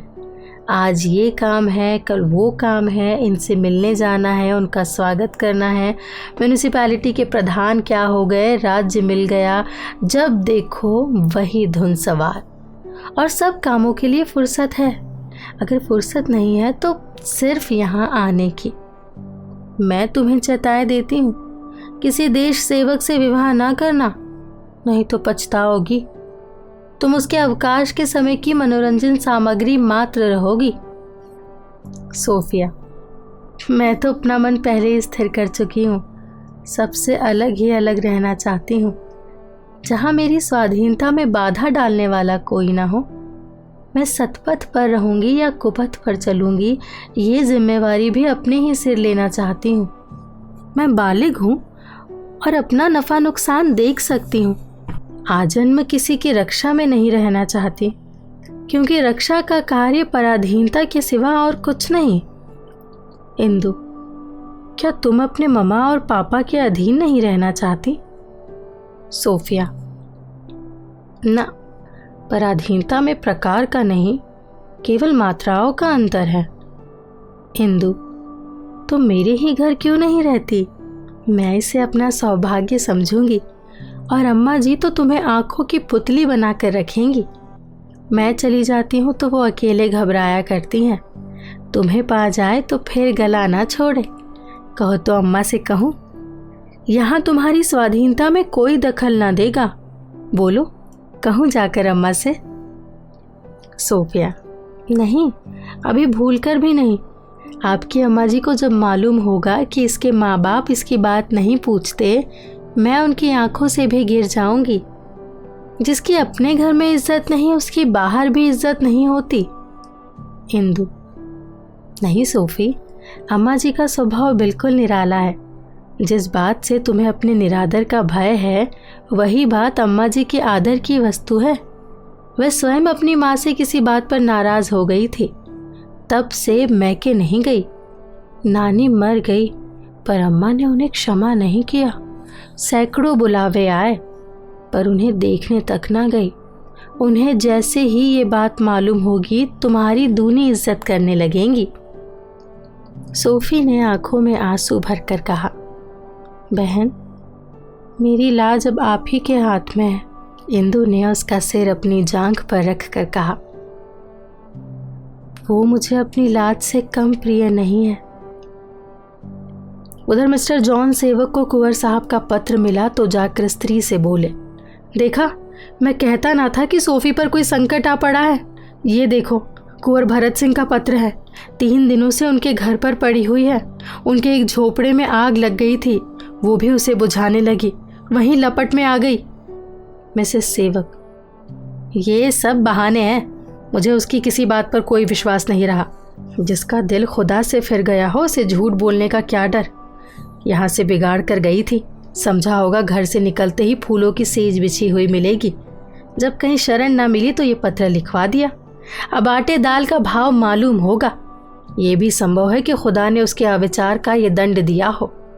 मिस्टर जॉन सेवक, चुप भी रहो। तुम्हारी निर्दयता पर मुझे आश्चर्य होता है। मैंने तुम जैसी कठोर हृदय स्त्री नहीं देखी। मिसेस सेवक, मैं तो नहीं जाती, तुम्हें जाना हो तो जाओ।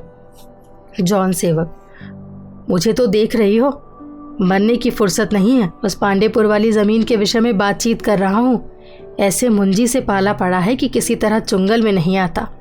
देहातियों को जो लोग सरल कहते हैं, बड़ी भूल करते हैं। इनसे ज़्यादा चालाक आदमी मिलना मुश्किल है। तुम्हें इस वक्त कोई काम नहीं है। मोटर मंगवाए देता हूँ, शान से चली जाओ और उसे अपने साथ लेती आओ। ईश्वर सेवक वहीं आराम कुर्सी पर आंखें बंद किए ईश्वर भजन में मग्न बैठे थे। जैसे बहरा आदमी मतलब की बात सुनते ही सचेत हो जाता है, मोटर कार का जिक्र सुनते ही ध्यान टूट गया। बोले, मोटर कार की क्या ज़रूरत है? एक 10-5 रुपए काट रहे हैं, यूँ उड़ाने से तो कारों का खजाना भी ना रहेगा। क्या गाड़ी पर ना जाने से शान में फ़र्क आ जाएगा? तुम्हारी मोटर देखकर कुंवर साहब रौब में ना आएंगे? उन्हें खुदा ने बहुतरी मोटरें दी हैं। प्रभु, दास को अपनी शरण में ले लो, अब देर ना करो। मेरी सोफ़ी बेचारी वहाँ बेगानों में पड़ी हुई है, ना जाने इतने दिनों किस तरह काटे होंगे। खुदा उसे सच्चा रास्ता दिखाए। मेरी आंखें उसे ढूंढ रही है, वहाँ उस बेचारी का कौन पूछता होगा। अमीरों के घर में गरीबों का कहाँ गुजर। जॉन सेवक, अच्छा ये हुआ, यहाँ होती तो रोज़ाना डॉक्टर की फीस ना देनी पड़ती। ईश्वर सेवक, डॉक्टर का क्या काम था? ईश्वर की दया से मैं खुद थोड़ी बहुत डॉक्टरी कर लेता हूँ। घर वालों का स्नेह डॉक्टर की दवाई से कहीं ज़्यादा लाभदायक होता है। मैं अपनी बच्ची को गोद में लेकर कल में पाक सुनाता, उसके लिए खुदा से दुआ मांगता। मिसेस सेवक, तो आप ही चले जाइए। ईश्वर सेवक, सिर और आँखों से, मेरा तांगा मंगवा दो, हम सबों को चलना चाहिए। भूले भटके को प्रेम ही सन्मार्ग पर लाता है। मैं भी चलता हूँ। अमीरों के सामने दीन बनना पड़ता है, उनसे बराबरी का दावा नहीं किया जाता। जॉन सेवक, मुझे अभी साथ ना ले जाइए, मैं किसी दूसरे अवसर पर जाऊंगा। इस वक्त वहाँ शिष्टाचार के सिवा और कोई काम ना होगा। मैं उन्हें धन्यवाद दूंगा, वो मुझे धन्यवाद देंगे। मैं इस परिचय को देवी प्रेरणा समझता हूँ। इत्मीनान से मिलूंगा। कुंवर साहब का शहर में बड़ा दबाव था। म्यूनिसिपैलिटी के प्रधान उनके दामाद थे।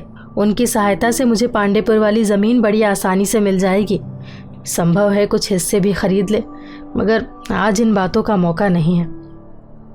ईश्वर सेवक, मुझे तुम्हारी बुद्धि पर हंसी आती है। जिस आदमी से राह रस्म पैदा करके तुम्हारे इतने काम निकल सकते हैं, उससे मिलने में भी तुम्हें इतना संकोच। तुम्हारा समय इतना बहुमूल्य है कि आधा घंटे के लिए भी वहां नहीं जा सकते। पहली ही मुलाकात में सारी बातें तय कर लेना चाहते हो। ऐसा सुनहरा अवसर पाकर भी तुम्हें उससे फायदा उठाना नहीं आता।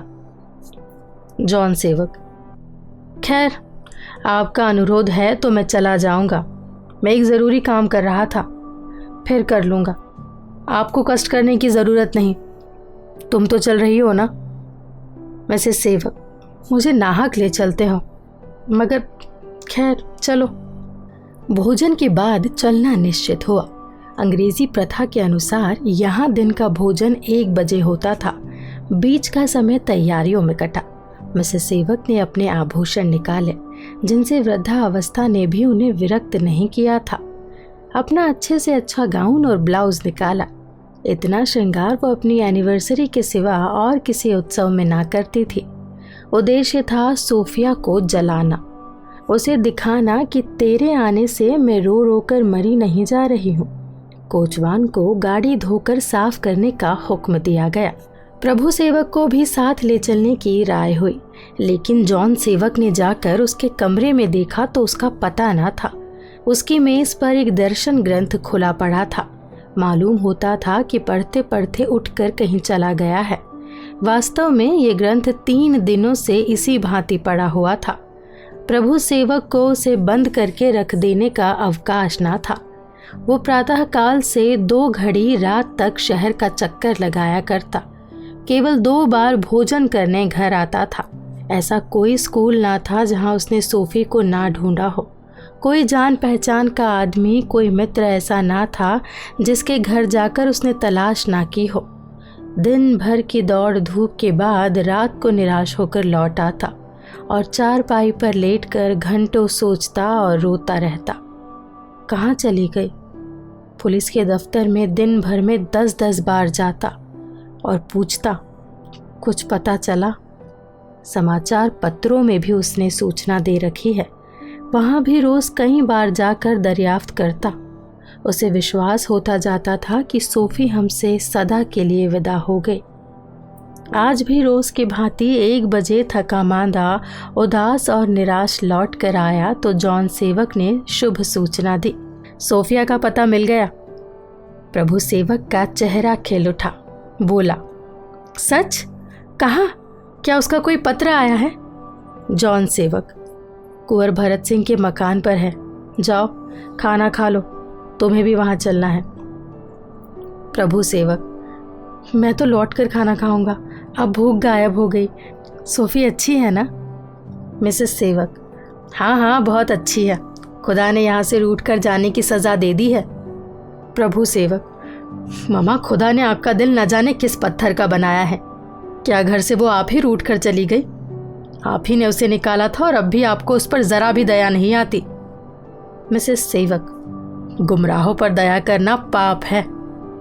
प्रभु सेवक, अगर सोफी गुमराह है तो ईसाइयों में 100 में से 99 आदमी गुमराह है। वो धर्म का स्वांग नहीं दिखाना चाहती, यही उसमें दोष है। नहीं तो प्रभु मसीह से जितनी श्रद्धा उसे है उतनी उन्हें भी ना होगी जो ईसा पर जान देते हैं। मिसेस सेवक, खैर मालूम हो गया कि तुम उसकी वकालत खूब कर सकते हो। मुझे इन दलीलों को सुनने की फुर्सत नहीं। ये कहकर मिसेस सेवक वहां से चली गई। भोजन का समय आया। लोग मेज पर बैठे। प्रभु सेवक आग्रह करने पर भी ना गया। तीनों आदमी फिटन पर बैठे तो ईश्वर सेवक ने चलते चलते जॉन सेवक से कहा, सोफी को जरूर साथ लाना और इस अवसर को हाथ से ना जाने देना। प्रभु मसीह तुम्हें सद्बुद्धि दे, सफल मनोरथ करे। थोड़ी देर में फिटन कुंवर साहब के मकान पर पहुंच गई। कुंवर साहब ने बड़े तपाक से उनका स्वागत किया। मिसेस सेवक ने मन में सोचा था कि सोफिया से एक शब्द भी ना बोलूंगी, दूर से खड़ी देखती रहूंगी। लेकिन जब सोफिया के कमरे में पहुंची और उसका मुरझाया हुआ चेहरा देखा तो शोक से कलेजा महसूस उठा। मात्र स्नेह उबल पड़ा। अधीर होकर उससे लिपट गई। आंखों से आंसू बहने लगे। इस प्रवाह में सोफिया का मनोमालिन्य बह गया। उसने दोनों हाथ माता की गर्दन में डाल दिए और कई मिनट तक दोनों प्रेम का स्वर्गिक आनंद उठाती रही। जॉन सेवक ने सोफिया का माथा चूमा, किंतु प्रभु सेवक आंखों में आंसू भरे उसके सामने खड़ा रहा। आलिंगन करते हुए उसे भय होता था कि कहीं हृदय फट ना जाए। ऐसे अवसरों पर उसके भाव और भाषा दोनों ही शिथिल हो जाते थे। जब जॉन सेवक सोफी को देखकर कुंवर साहब के साथ बाहर चले गए तो मिसेस सेवक बोली, तुझे उस दिन क्या सूझी कि यहाँ से चली आई? यहाँ अजनबियों में पड़े पड़े तेरी तबीयत घबराती रही होगी। ये लोग अपने धन के घमंड में तेरी बात भी ना पूछते होंगे। सोफिया, नहीं ममा, ये बात नहीं है। घमंड तो यहाँ किसी को छूकर भी नहीं गया। सभी सहृदयता और विनय के पुतले हैं। यहाँ तक कि नौकर चाकर भी इशारों पर काम करते हैं। मुझे आज चौथे दिन होश आया है, पर इन लोगों ने इतने प्रेम से सेवा ना की होती तो शायद मुझे हफ्तों बिस्तर पर पड़े रहना पड़ता। मैं अपने घर में भी ज़्यादा से ज़्यादा इतने ही आराम में रहती। मिसेस सेवक, तुमने अपनी जान जोखिम में डाली थी तो क्या ये लोग इतना भी करने से रहे? सोफिया, नहीं मामा, ये लोग अत्यंत सुशील और सज्जन हैं। खुद रानी जी प्रायः मेरे पास बैठी पंखा झलती रहती है।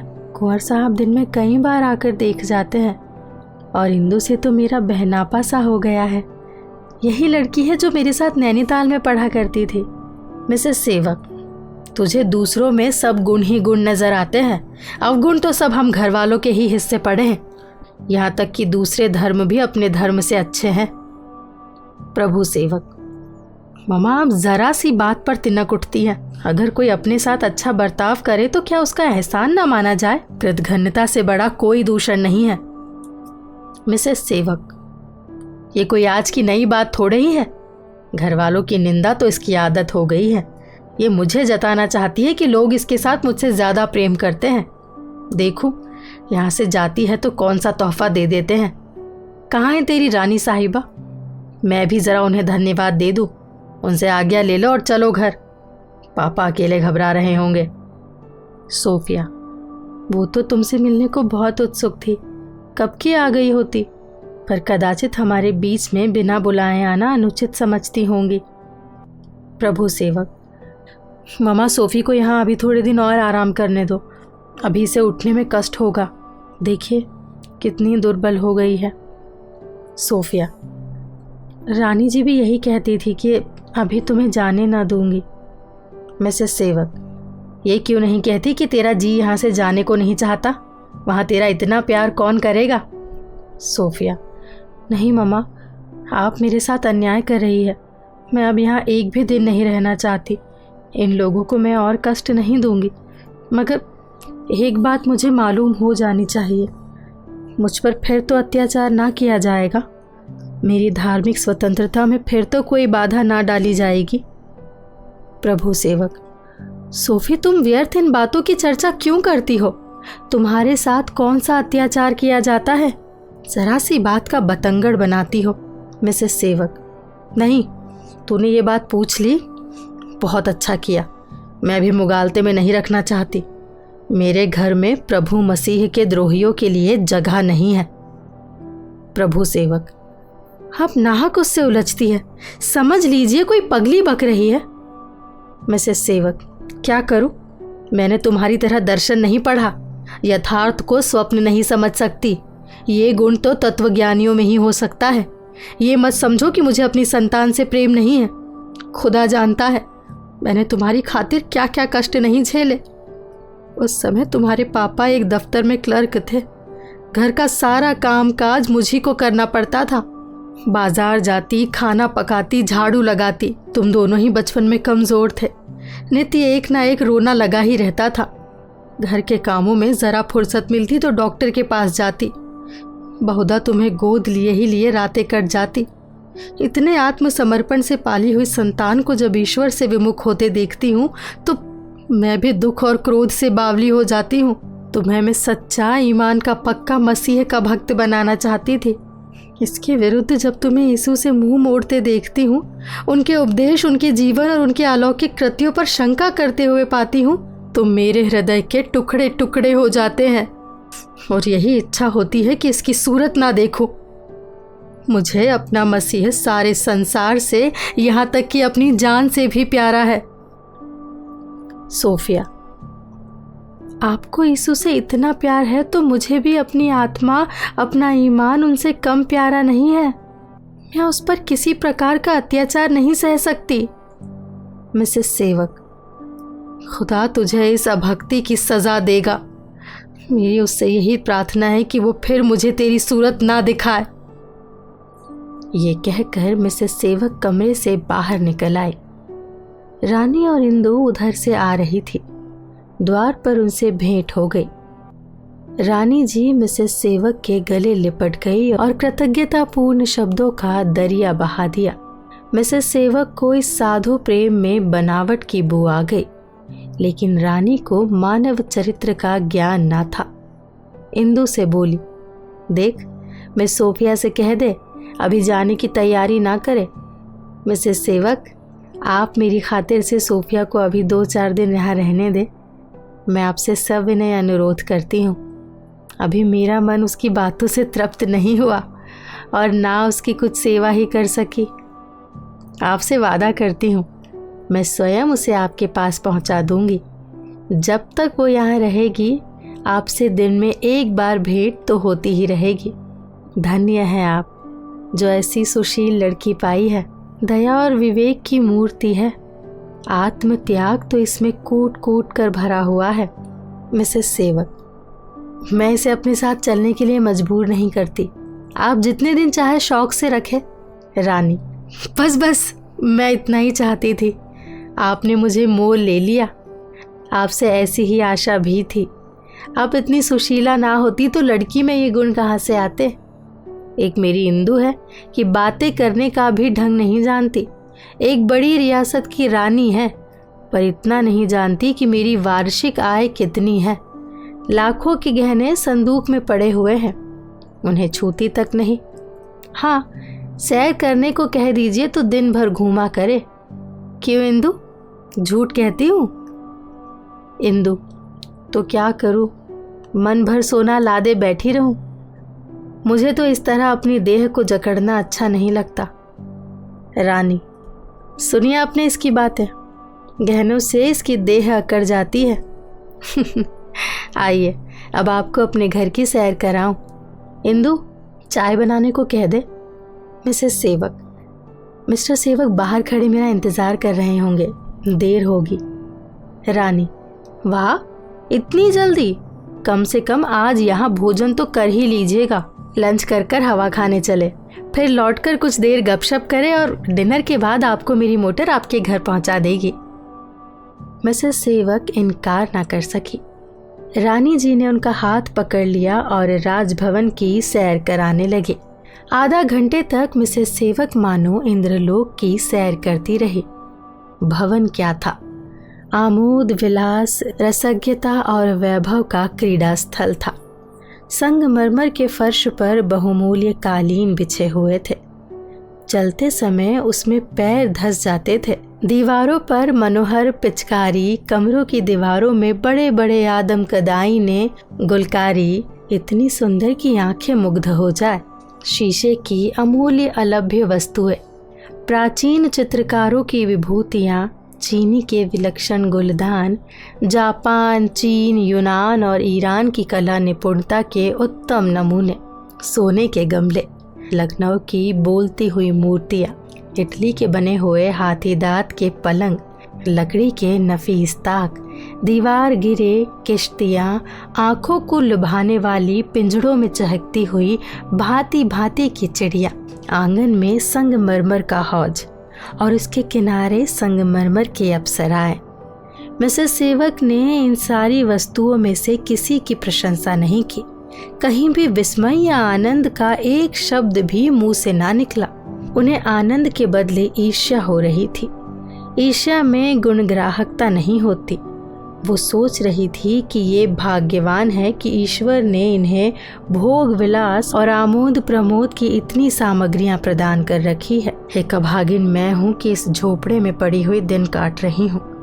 सजावट और बनावट का जिक्र ही क्या, आवश्यक वस्तुएं भी काफी नहीं। इस पर तुर्रा ये कि हम प्रातः से संध्या तक छाती फाड़ कर काम करती है, यहाँ कोई तिनका तक नहीं उठाता। लेकिन इसका क्या शोक, आसमान की बादशाहत में तो अमीरों का हिस्सा नहीं, वो तो हमारी मिरास होगी। अमीर लोग कुत्तों की भांति दुत्कारे जाएंगे, कोई झांकने तक ना पाएगा। इस विचार से उन्हें कुछ तसल्ली हुई। ईर्ष्या की व्यापकता ही साम्यवाद की सर्वप्रियता का कारण है। रानी साहब को आश्चर्य हो रहा था कि इन्हें मेरी कोई चीज पसंद ना आई, किसी वस्तु का बखान ना किया। मैंने एक एक चित्र और एक एक प्याले के लिए हजारों खर्च किए हैं। ऐसी चीजें यहाँ और किसके पास है? अब अलभ्य है, लाखों में भी ना मिलेगी। कुछ नहीं, बन रही है या इतना गुण ज्ञान ही नहीं है कि इनकी कद्र कर सके। इतने पर भी रानी जी को निराशा ना हुई। उन्हें अपने बाग दिखाने लगी, भांति भांति के फूल और पौधे दिखाए। माली बड़ा चतुर था, प्रत्येक पौधे का गुण और इतिहास बतलाता जाता था। कहाँ से आया, कब आया, किस तरह लगाया गया, कैसे उसकी रक्षा की जाती है। पर मिसेस सेवक का मुंह अब भी ना खुला। यहाँ तक कि अंत में उसने एक ऐसी नन्ही सी जड़ी दिखाई जो यरूशलेम से लाई गई थी। कुंवर साहब उसे स्वयं बड़ी सावधानी से लाए थे और उसमें एक एक पत्ती निकालना उनके लिए एक एक शुभ संवाद से कम ना था।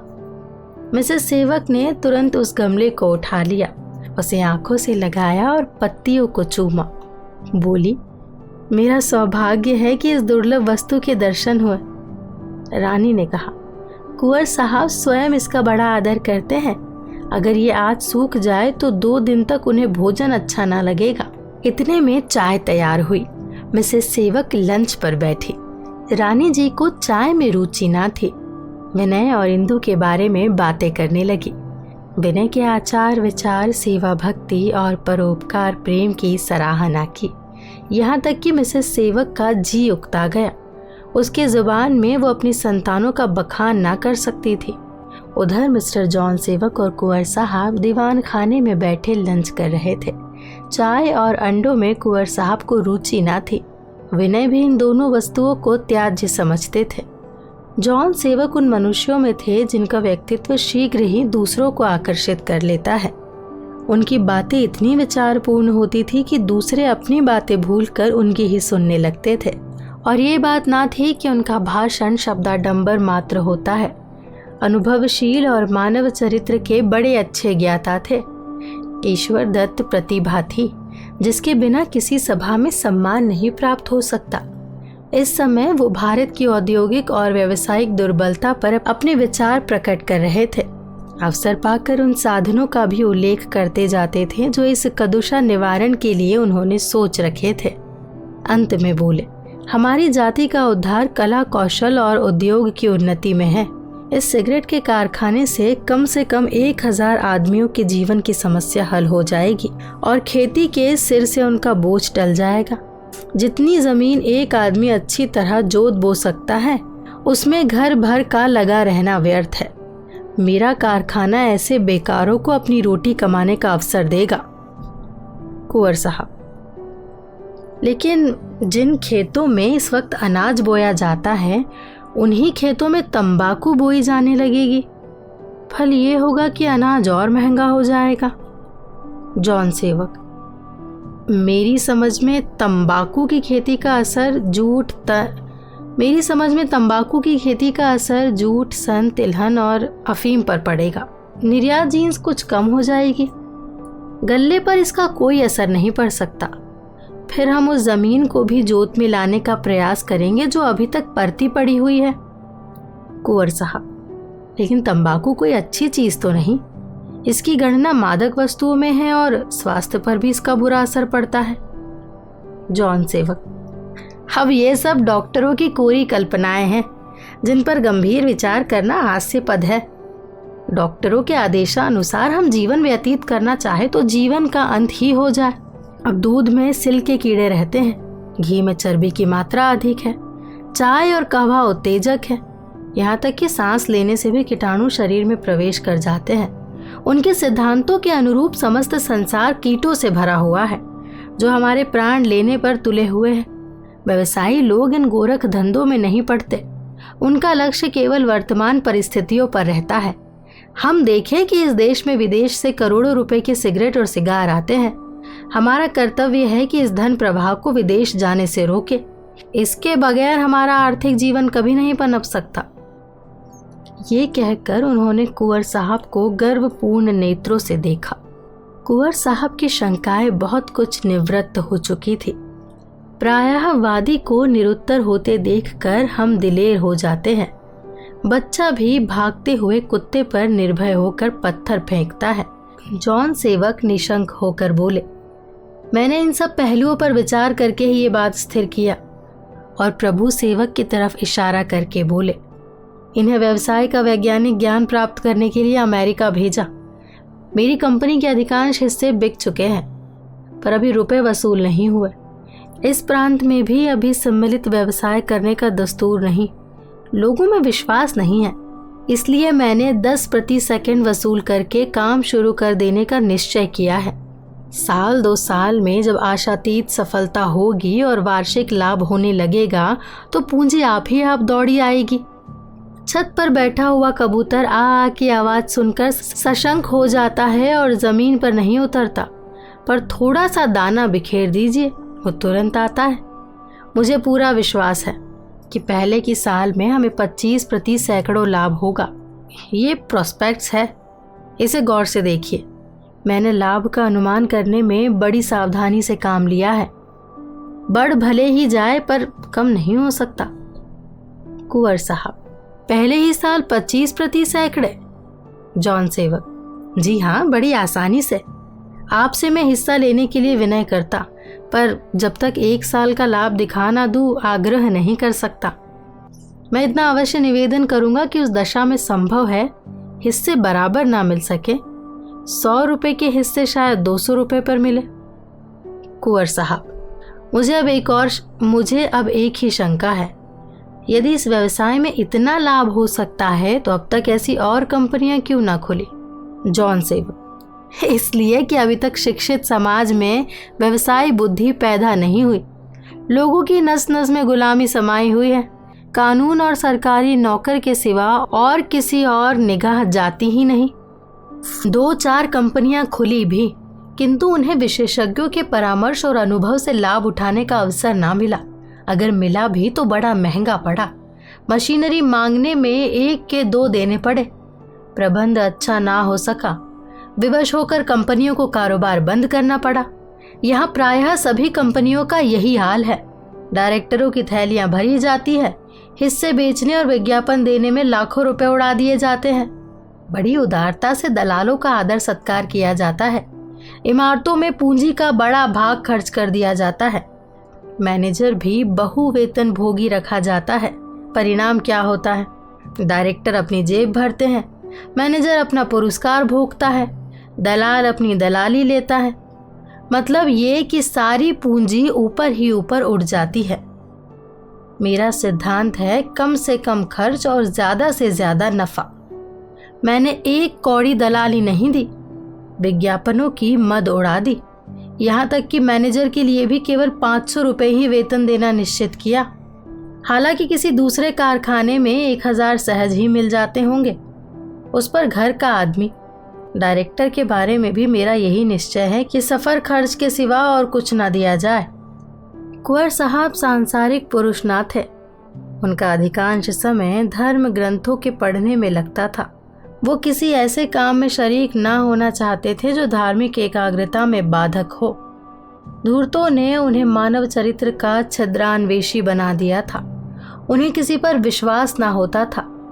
पाठशालाओं और अनाथालयों को चंदे देते हुए वो बहुत डरते थे और बहुधा इस विषय में औचित्य की सीमा से बाहर निकल जाते थे। सुपात्रों को भी उनसे निराश होना पड़ता था। पर संयमशीलता जहाँ इतनी सशंक रहती है, वहाँ लाभ का विश्वास होने पर उचित से अधिक निशंक भी हो जाती है। मिस्टर जॉन सेवक का भाषण व्यावसायिक ज्ञान से परिपूर्ण था, पर कुंवर साहब पर इससे ज्यादा प्रभाव उनके व्यक्तित्व का पड़ा। उनकी दृष्टि में जॉन सेवक अब केवल धन के उपासक न थे, वरन हितैषी मित्र थे। ऐसा आदमी उन्हें मुगालता ना दे सकता था। बोले, जब आप इतनी किफायत से काम करेंगे तो आपका उद्योग अवश्य सफल होगा, इसमें कोई संदेह नहीं। आपको शायद अभी मालूम ना हो, मैंने यहाँ एक सेवा समिति खोल रखी है। कुछ दिनों से यही खब्द सवार है। उसमें इस समय लगभग 100 स्वयंसेवक है। मेले ठेले में जनता की रक्षा और सेवा करना उनका काम है। मैं चाहता हूँ कि उसे आर्थिक कठिनाइयों से सदा के लिए मुक्त कर दूं। हमारे देश की संस्थाएं बहुधा धनभाव के कारण अल्पायु होती है। मैं इस संस्था को सुदृढ़ बनाना चाहता हूँ और मेरी यह हार्दिक अभिलाषा है कि इससे देश का कल्याण हो। मैं किसी से इस काम में सहायता नहीं लेना चाहता। उसके निर्विघ्न संचालक के लिए एक स्थायी कोष की व्यवस्था कर देना चाहता हूँ। मैं आपको अपना मित्र और हितचिंतक समझकर पूछता हूँ, क्या आपके कारखाने में हिस्से ले लेने से मेरा उद्देश्य पूरा हो सकता है? आपके अनुमान में कितने रुपए लगाने से 1000 की मासिक आमदनी हो सकती है? जॉन सेवक की व्यावसायिक लोलुपता ने अभी उनकी सद्भावनाओं को शिथिल किया था। कुंवर साहब ने उनकी राय पर फैसला छोड़कर उन्हें दुविधा में डाल दिया। अगर उन्हें पहले से मालूम होता कि ये समस्या सामने आवेगी तो नफा का तखमीना बताने में ज्यादा सावधान हो जाते। गैरों से चाले चलना क्षम्य समझा जाता है, लेकिन ऐसे स्वार्थ के भक्त कम मिलेंगे जो मित्रों से दगा करे। सरल प्राणियों के सामने कपट भी लज्जित हो जाता है। जॉन सेवक ऐसा उत्तर देना चाहते थे जो स्वार्थ और आत्मा दोनों ही को स्वीकार हो। बोले, कंपनी की जो स्थिति है वो मैंने आपके सामने खोल कर रख दी है। संचालक विधि भी आपको बतला चुका हूँ। मैंने सफलता के सभी साधनों पर निगाह रखी है। इस पर भी संभव हो मुझसे भूले हो गई हो, और सबसे बड़ी बात तो ये है कि मनुष्य विधाता के हाथों का खिलौना मात्र है। उसके सारे अनुमान, सारी बुद्धिमत्ता, सारी शुभ चिंताएं नैसर्गिक शक्तियों के अधीन है। तंबाकू की उपज बढ़ाने के लिए किसानों को पेशगी रुपए देनी ही पड़ेगी। एक रात का पाला कंपनी के लिए घातक हो सकता है। जले हुए सिगरेट का एक टुकड़ा कारखाने को खाक में मिला सकता है। हाँ, मेरी परिमित बुद्धि की दौड़ जहाँ तक है, मैंने कोई बात बढ़ाकर नहीं कही है। आकस्मिक बाधाओं को देखते हुए आप लाभ के अनुमान में कुछ और कमी कर सकते हैं। कुंवर साहब, आखिर कहाँ तक? जॉन सेवक, 20 रुपए सैकड़े समझिए। कुंवर साहब, और पहले वर्ष? जॉन सेवक, कम से कम 15 रुपए प्रति सैकड़े। कुंवर साहब, मैं पहले वर्ष 10 रुपए और उसके बाद 15 रुपए प्रति सैकड़े पर संतुष्ट हो जाऊंगा। जॉन सेवक, तो फिर मैं आपसे यही कहूंगा कि हिस्से लेने में विलंब ना करें। खुदा ने चाहा तो आपको कभी निराशा ना होगी। 100 रुपए के हिस्से थे।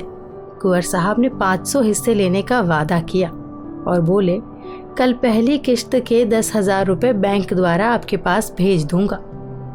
जॉन सेवक की ऊंची से ऊंची उड़ान भी यहाँ तक ना पहुंची थी, पर वो इस सफलता पर प्रसन्न ना हुए। उनकी आत्मा अब भी उनका तिरस्कार कर रही थी कि तुमने एक सरल हृदय सज्जन पुरुष को धोखा दिया। तुमने देश की व्यावसायिक उन्नति के लिए नहीं, अपने स्वार्थ के लिए ये प्रयत्न किया है। देश के सेवक बनकर तुम अपनी 5 उंगलियां घी में रखना चाहते हो। तुम्हारा मनोवांछित उद्देश्य यही है कि नफे का बड़ा भाग किसी न किसी हीले से आप हजम करो। तुमने इस लोकोक्ति को प्रमाणित कर दिया कि बनिया मारे जान, चोर मारे अनजान। अगर कुंवर साहब के सहयोग से जनता में कंपनी की साख जम जाने का विश्वास ना होता तो मिस्टर जॉन सेवक साफ कह देते कि कंपनी इतने हिस्से आपको नहीं दे सकती। एक परोपकारी संस्था के धन को किसी संदिग्ध व्यवसाय में लगाकर उसके अस्तित्व को खतरे में डालना स्वार्थपरता के लिए भी कड़वा ग्रास था। मगर धन का देवता आत्मा का बलिदान पाए बिना प्रसन्न नहीं होता। हाँ, इतना अवश्य हुआ कि अब तक वो निजी स्वार्थ के लिए यहाँ स्वांग भर रहे थे। उनकी नीयत साफ नहीं थी। लाभ को भिन्न भिन्न नामों से अपने ही हाथों में रखना चाहते थे।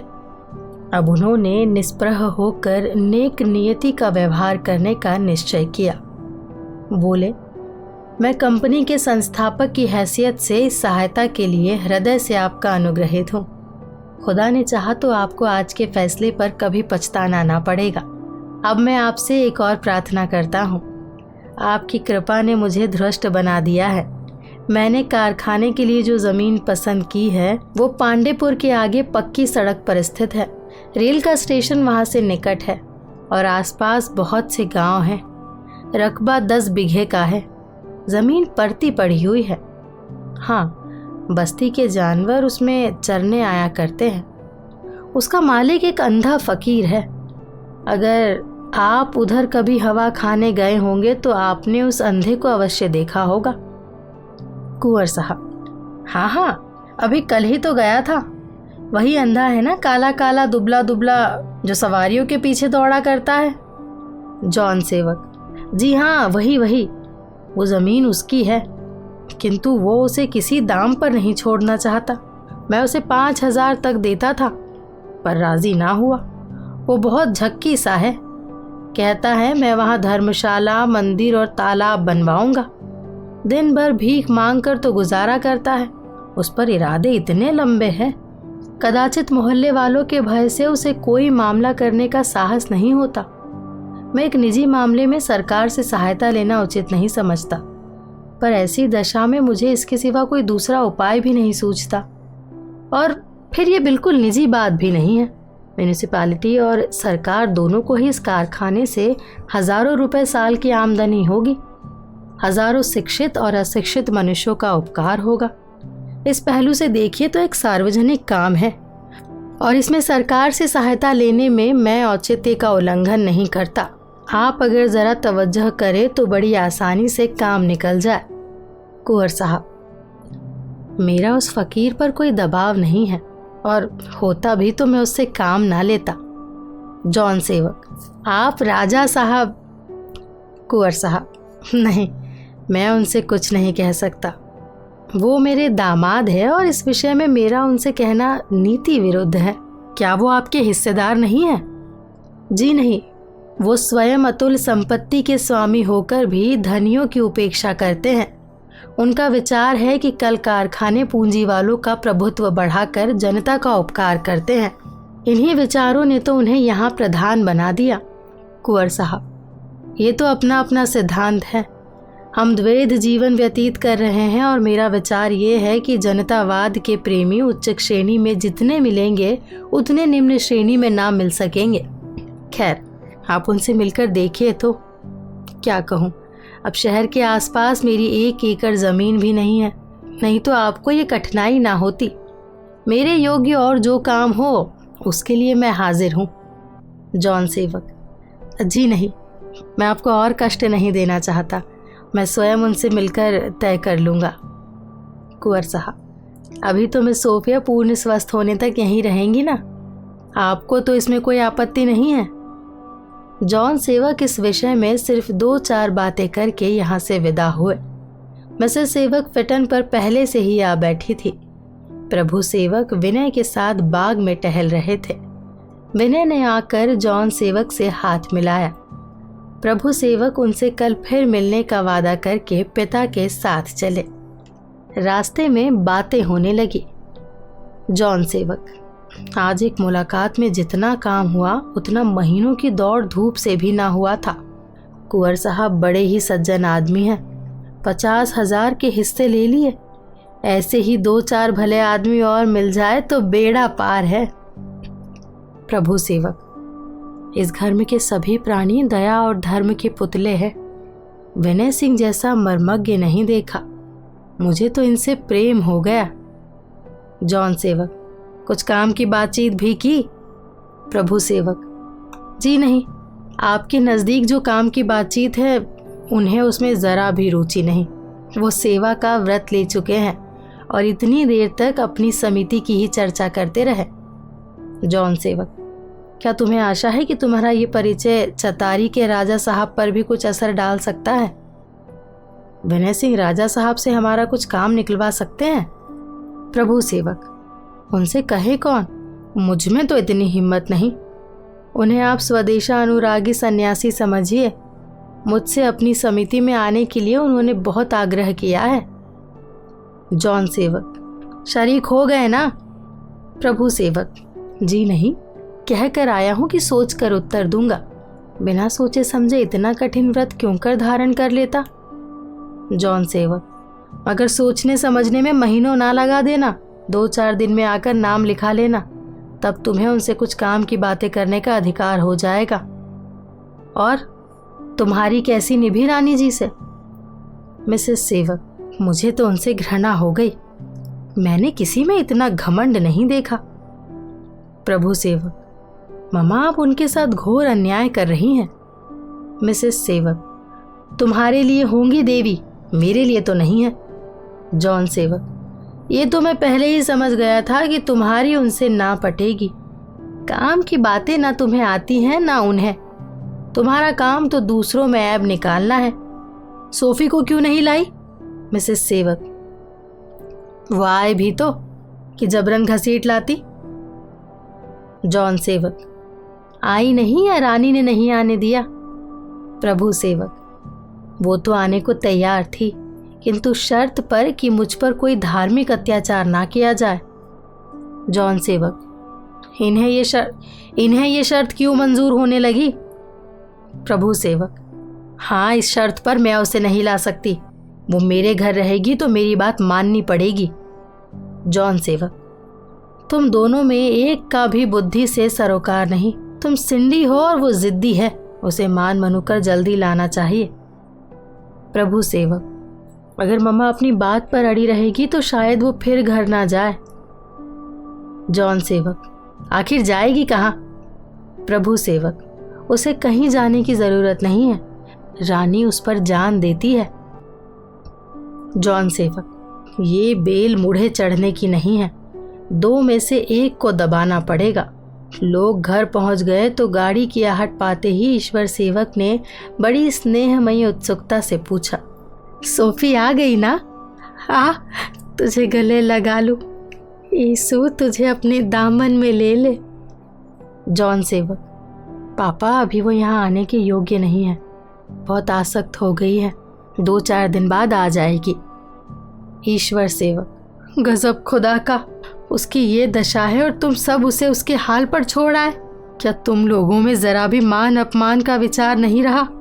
बिल्कुल खून सफ़ेद हो गया है। मिसेस सेवक, आप जाकर उसकी खुशामद कीजिएगा तो वो आएगी। मेरे कहने से तो नहीं आई। बच्ची तो नहीं है कि गोद में उठा लाती। जॉन सेवक, पापा वो बहुत आराम से है। राजा और रानी दोनों ही उसके साथ प्रेम करते हैं। सच पूछिए तो रानी ही ने उसे नहीं छोड़ा। ईश्वर सेवक, कुंवर साहब से कुछ काम की बातचीत भी हुई?